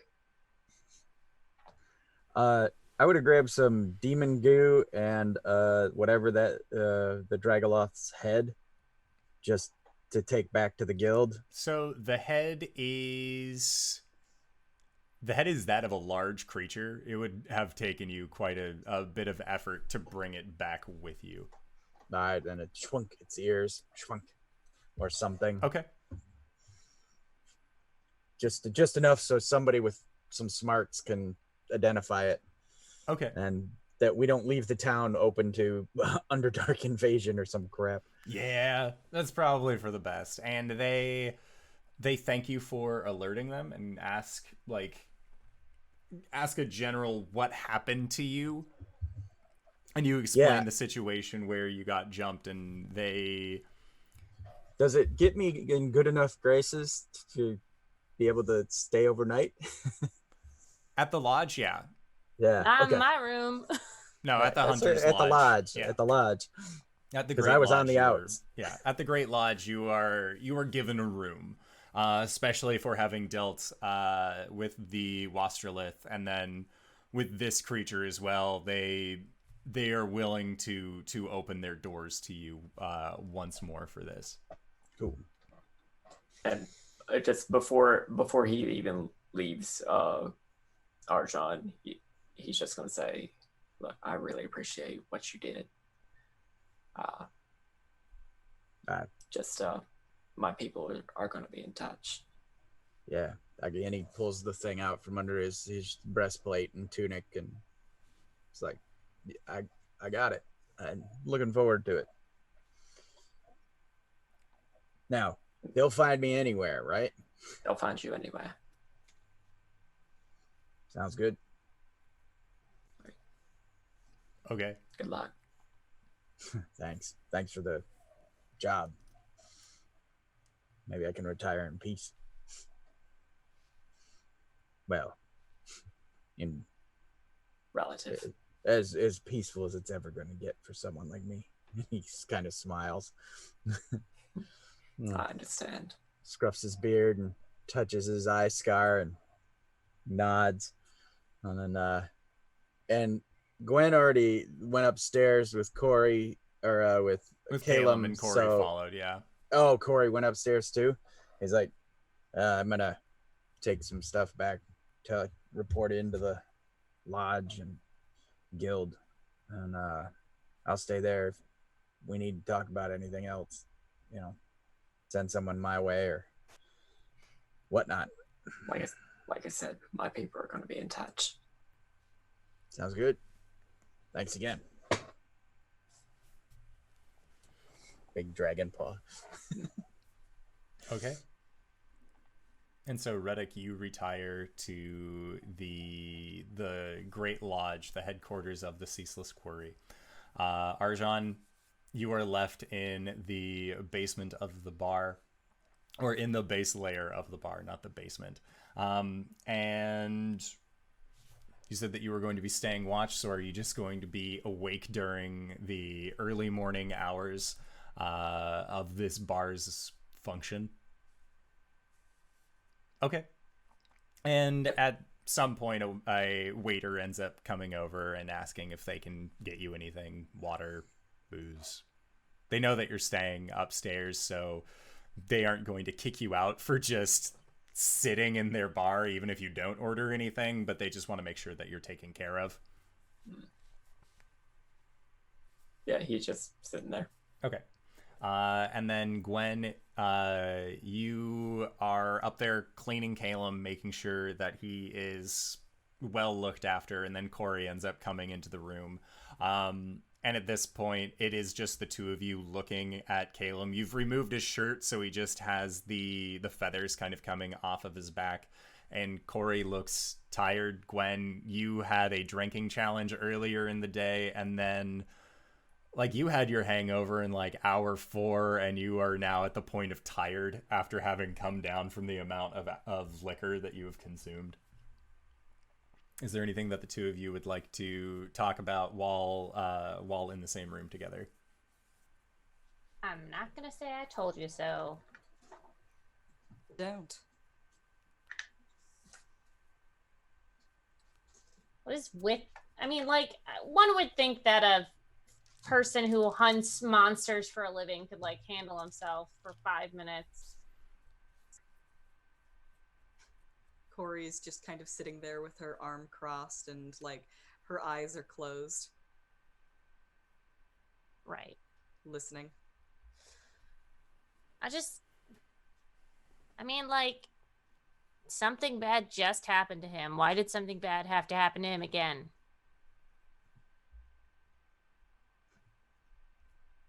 She continues listening.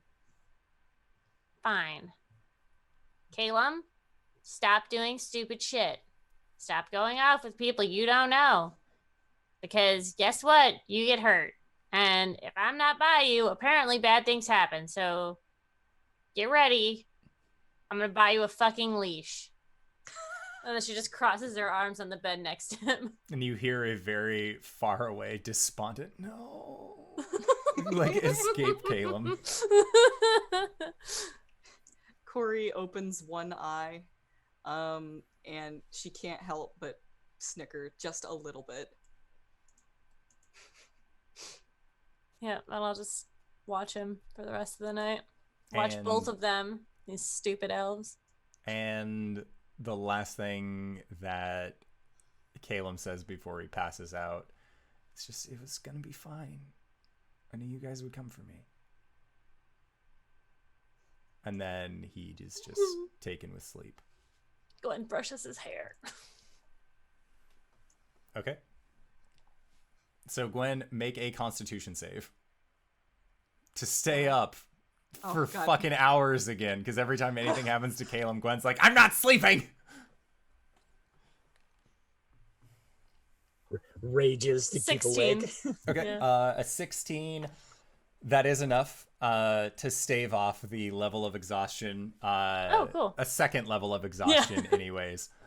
You still I'm have the okay with first. taking levels of exhaustion when I stay up. But yeah, no, I totally say about it. Yeah, It's fine. you saved out of this one. You already had the one layer of exhaustion Yeah. from having gone through your walk in the hells. But thankfully, you managed to stay up during this time, and you eventually watch as Cori ends up going into her meditative state, and Caelum has the steady breathing of a boy asleep. Your rest goes by uneventfully. Yay! Yay! I was Very waiting nice. for that. I didn't lose any hit points Bow, chick, during bow. both of those fights. Nice. Must be nice. I took my short rest. So I didn't lose any points. I didn't lose any hit points. It's that anime character who like wings in and swings, hits, and then is gone. You know, that's Just a single ninja strike and then disappear. exactly. Fade All into right, the how's it mist. feel to be Genji? Yeah. Cori has been the most anime that she has ever been in this entire game. She's like dropping auras and shit. Mm-hmm. All right, so Cori, you wake up after a restful 4-hour period, and you can see that Caelum's hair has never been more straightened before. Like, it is brushed. It is braided. There are small braids towards the back. Would you say cornrows are applicable here? No. Tribal braids. Okay? Tribal braids? Okay, Tribal so Caelum braids. has tribal braids right now, and he does have longer hair. So it is capable of being done. Gwen looks tired, but the boy looks clean and like he is sleeping. Cori steps up behind her and says, "Did you even sleep?" The fuck is sleep? Did you? I'm not going to answer that. Can you please give me some coffee? She's going to reach down and kind of brush Caelum's hair out of his face and give him 5 points of lay on hands just to see if that helps. It helps. He's asleep right now, but it helps. Okay. Do I feel like he's staved off the poison pretty well? Yeah. At this point, the boy just needs rest. Okay.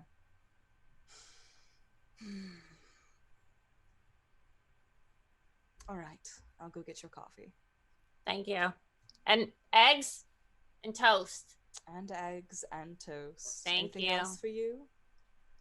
No, did you bring up some water for him? I'm going to need more alms for this. Oh, shit. I'm really sorry. Just coffee's fine. All right. I can handle coffee. Okay. And Arjan, make a Constitution save. As you have also stayed up all evening. 15. Okay, yeah, you manage to... You are generally a tired boy anyways. What's another 4 hours? This is easy blood hunter stuff. And after 4 hours of having been separated from your party, Cori ends up coming down the stairs looking as refreshed as her raven form allows her to look. Feeling better? As well as I can be. How are Did you they? sleep? No. What is with you two? You specifically told me that you wanted somebody to keep watch, but you were way too tired. Well, I didn't mean you. We need to be a lot more explicit about this. Oh, God. Well, she walks up to him and kind of swats him on his big ol' scaly shoulder and says, well, I'm relieving you of your duties. Go and get some rest. And he does.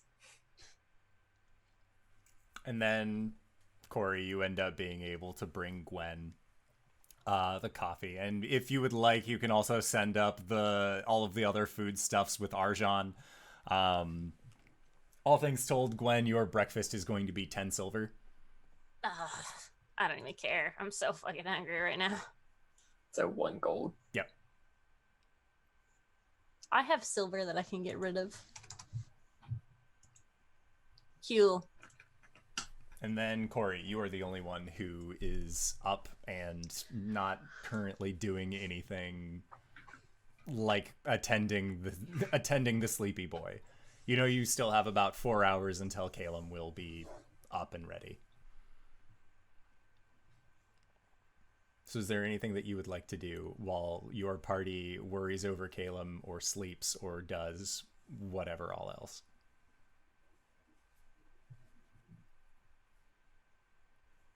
Going to sit alone for a while and just kind of think about everything that's happened in the past few hours. There's just kind of unpacking everything. Maybe pray a little bit to Elistray. But she doesn't necessarily want to leave her resting friends behind to go and, like, you know, say get some plate armor.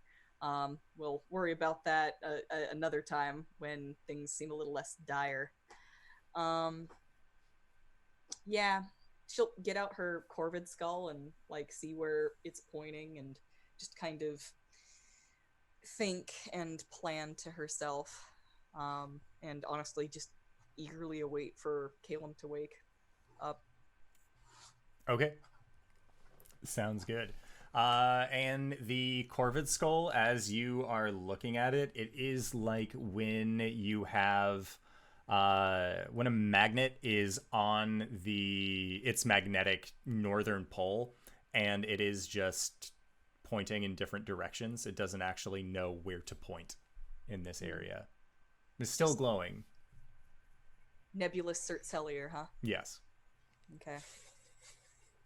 And so she just kind of looks at that and then she puts it away and she says, I sure hope you're right about this. Like, honestly, to the Raven Queen. That's fair enough. And then Ruddick, what did you want to do the following morning? Well, I didn't have I plans to meet back up with them or whatever, and I guess Ruddick would feel a little weird or bad about not saying goodbye to Cori. I guess he would come back just to check on Caelum. Did Ruddick receive a particular infernal visitor? He did. Ah, okay. So if that occurred, was I asked or told to do anything? You were told to begin heading towards Silk Creek. Silk Creek. Okay. Yeah, then I guess definitely I would go get some supplies. Maybe even a horse now that I have real employment. That 200 gold we got, 400 gold we got was still saying 200. It goes a long way. And yeah, so then I guess I would go back just long enough to report in, like, hey, to Arjan, I got contacted. I'm headed to Silk Creek. Perfect. So thanks again. I steady work with, maybe a little less danger, and Hopefully. maybe some good people to watch my back occasionally. How's our boy? You can go up and see him. I hope. All right. I don't know. Gwen might be a little.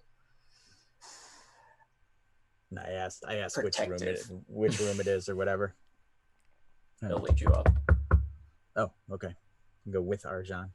And this is around the time, like, you will say that this is when Arjan is going up to go to sleep. Sure. So Cori, you see Ruddick and Arjan talking a little bit. And you can overhear Ruddick saying that he's going to be heading down towards Silt Creek. And Arjan seems to be in agreement. And you think this is about Arjan's side hustle through Tyrant Security, but you can continue to you can go up and approach them if you would like. She'll like maintain a respectful distance, but like she's like leaning against the wall. Okay. So yeah, then Arjan, when you go up, you go into your room, point towards where the other room is for Ruddick, and then you're going to bed. Is tired. You met Tiamat yesterday, and you didn't get to sleep past then. It's been rough. It's been rough, buddy. He is out. Yeah.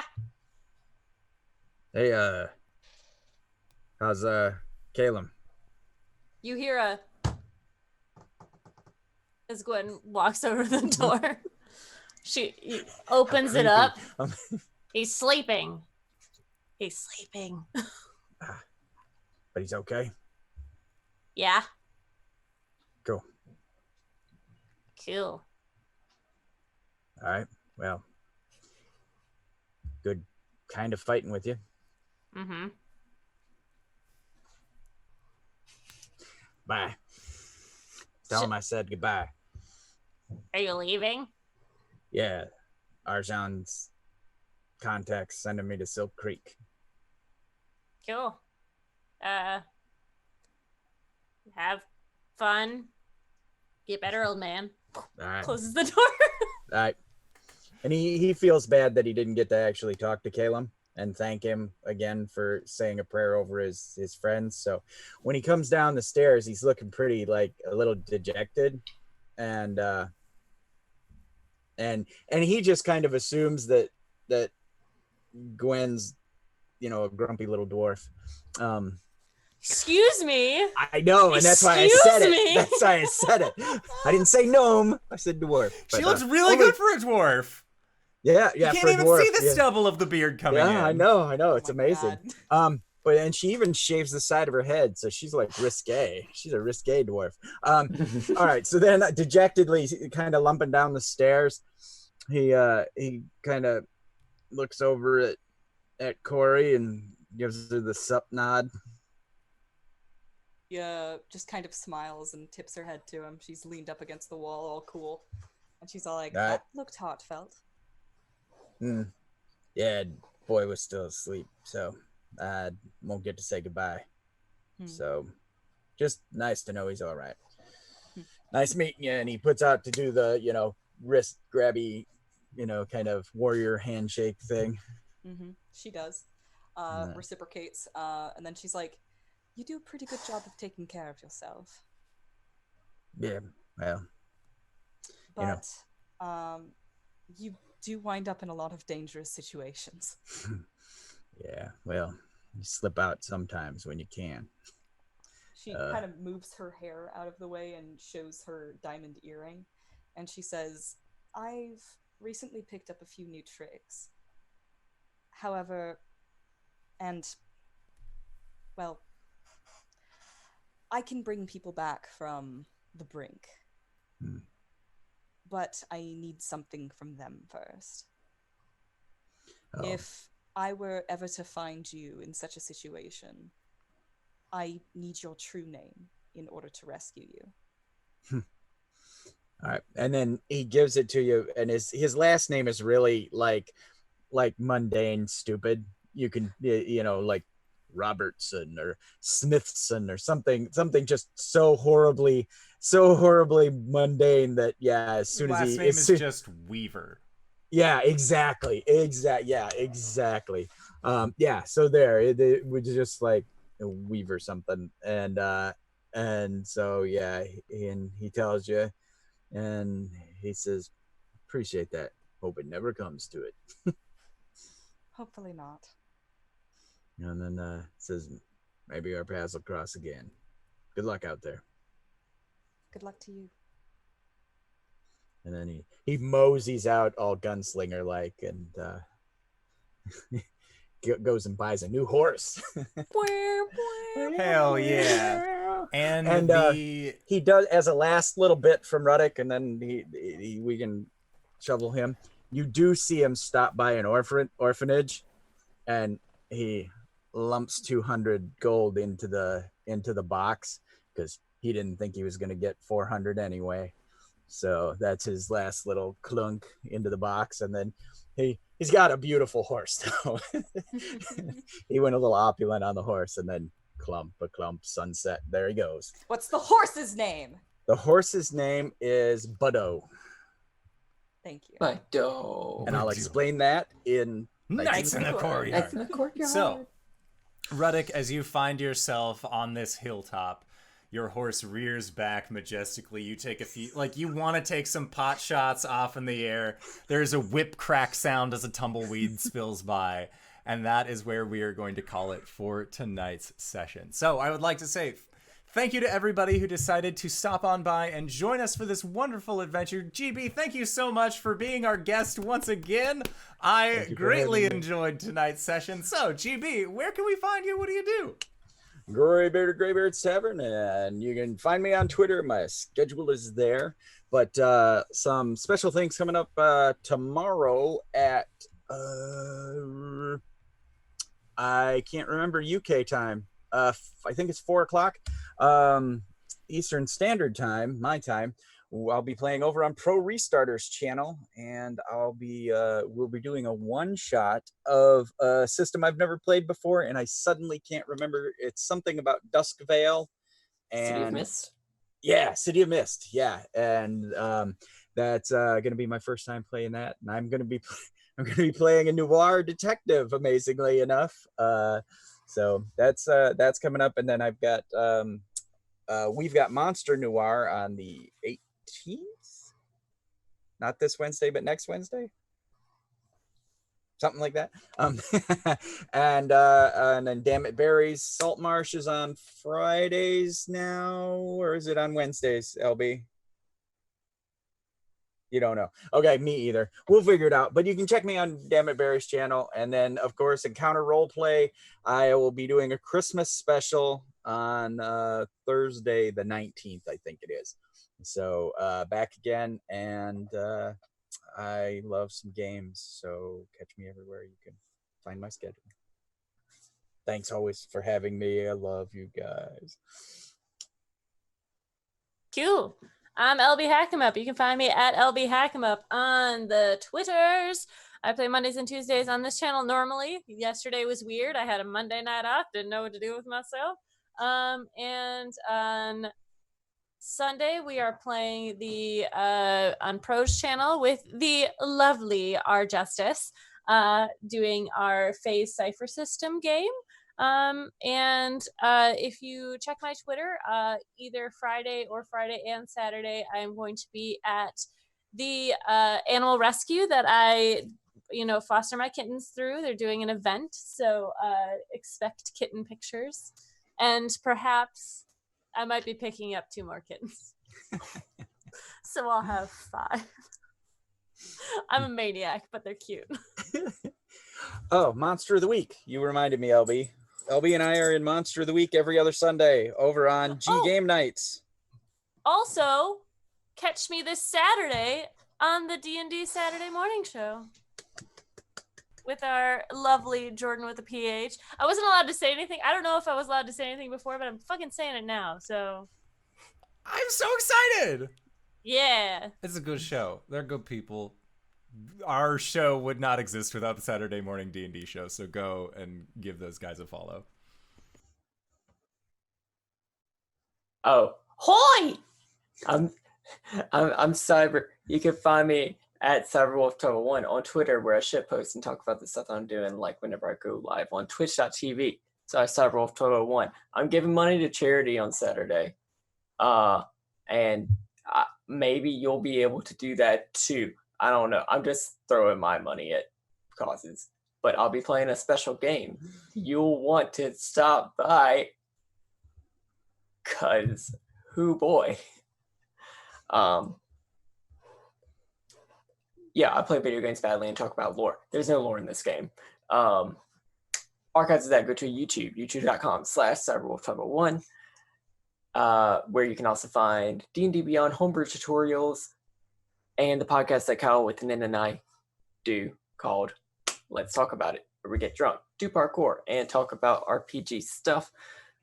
But for those RPG stuffs, you can find me here usually on Mondays playing Arjan. I'm also here on Thursdays playing Albus the Simic Hybrid Sorcerer. Albus.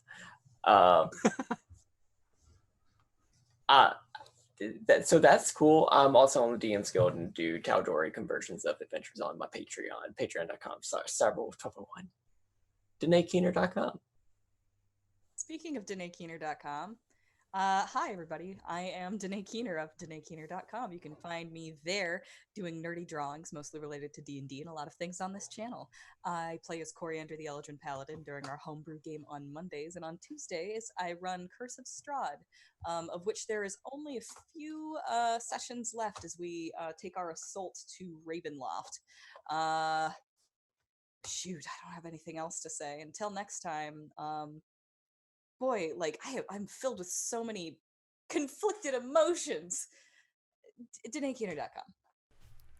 And if you have made it this far, you probably already know who I am, but if you don't, hey fella, what's up? It's me, your buddy, your pal, your friend, the Indoor Adventurer, the showrunner here at twitch.tv/Indoor Adventures. We do this show Monday, Tuesday, and Thursday at 5:30 p.m. Pacific Standard Time. All of our videos go to youtube.com/Indoor Adventures. That is where we upload the VODs. We also have all of our audio casts, wherever audio casts can be found. However, we are going to be going into our Patreon-supported podcast called Nights in the Courtyard, where we answer questions not only from the community, but also from each other. And I know that there might be quite a few questions about tonight's session, especially Ruddick's story. So, hey, if you are interested in finding out about those answers, consider going to patreon.com/Indoor Adventures. But until then, I would like to say once more, thank you to everybody who decided to stop by. Thank you to these wonderful players for putting up with my bullshit once again this week, and we will see all of you guys next time. All right, everybody. Bye-bye!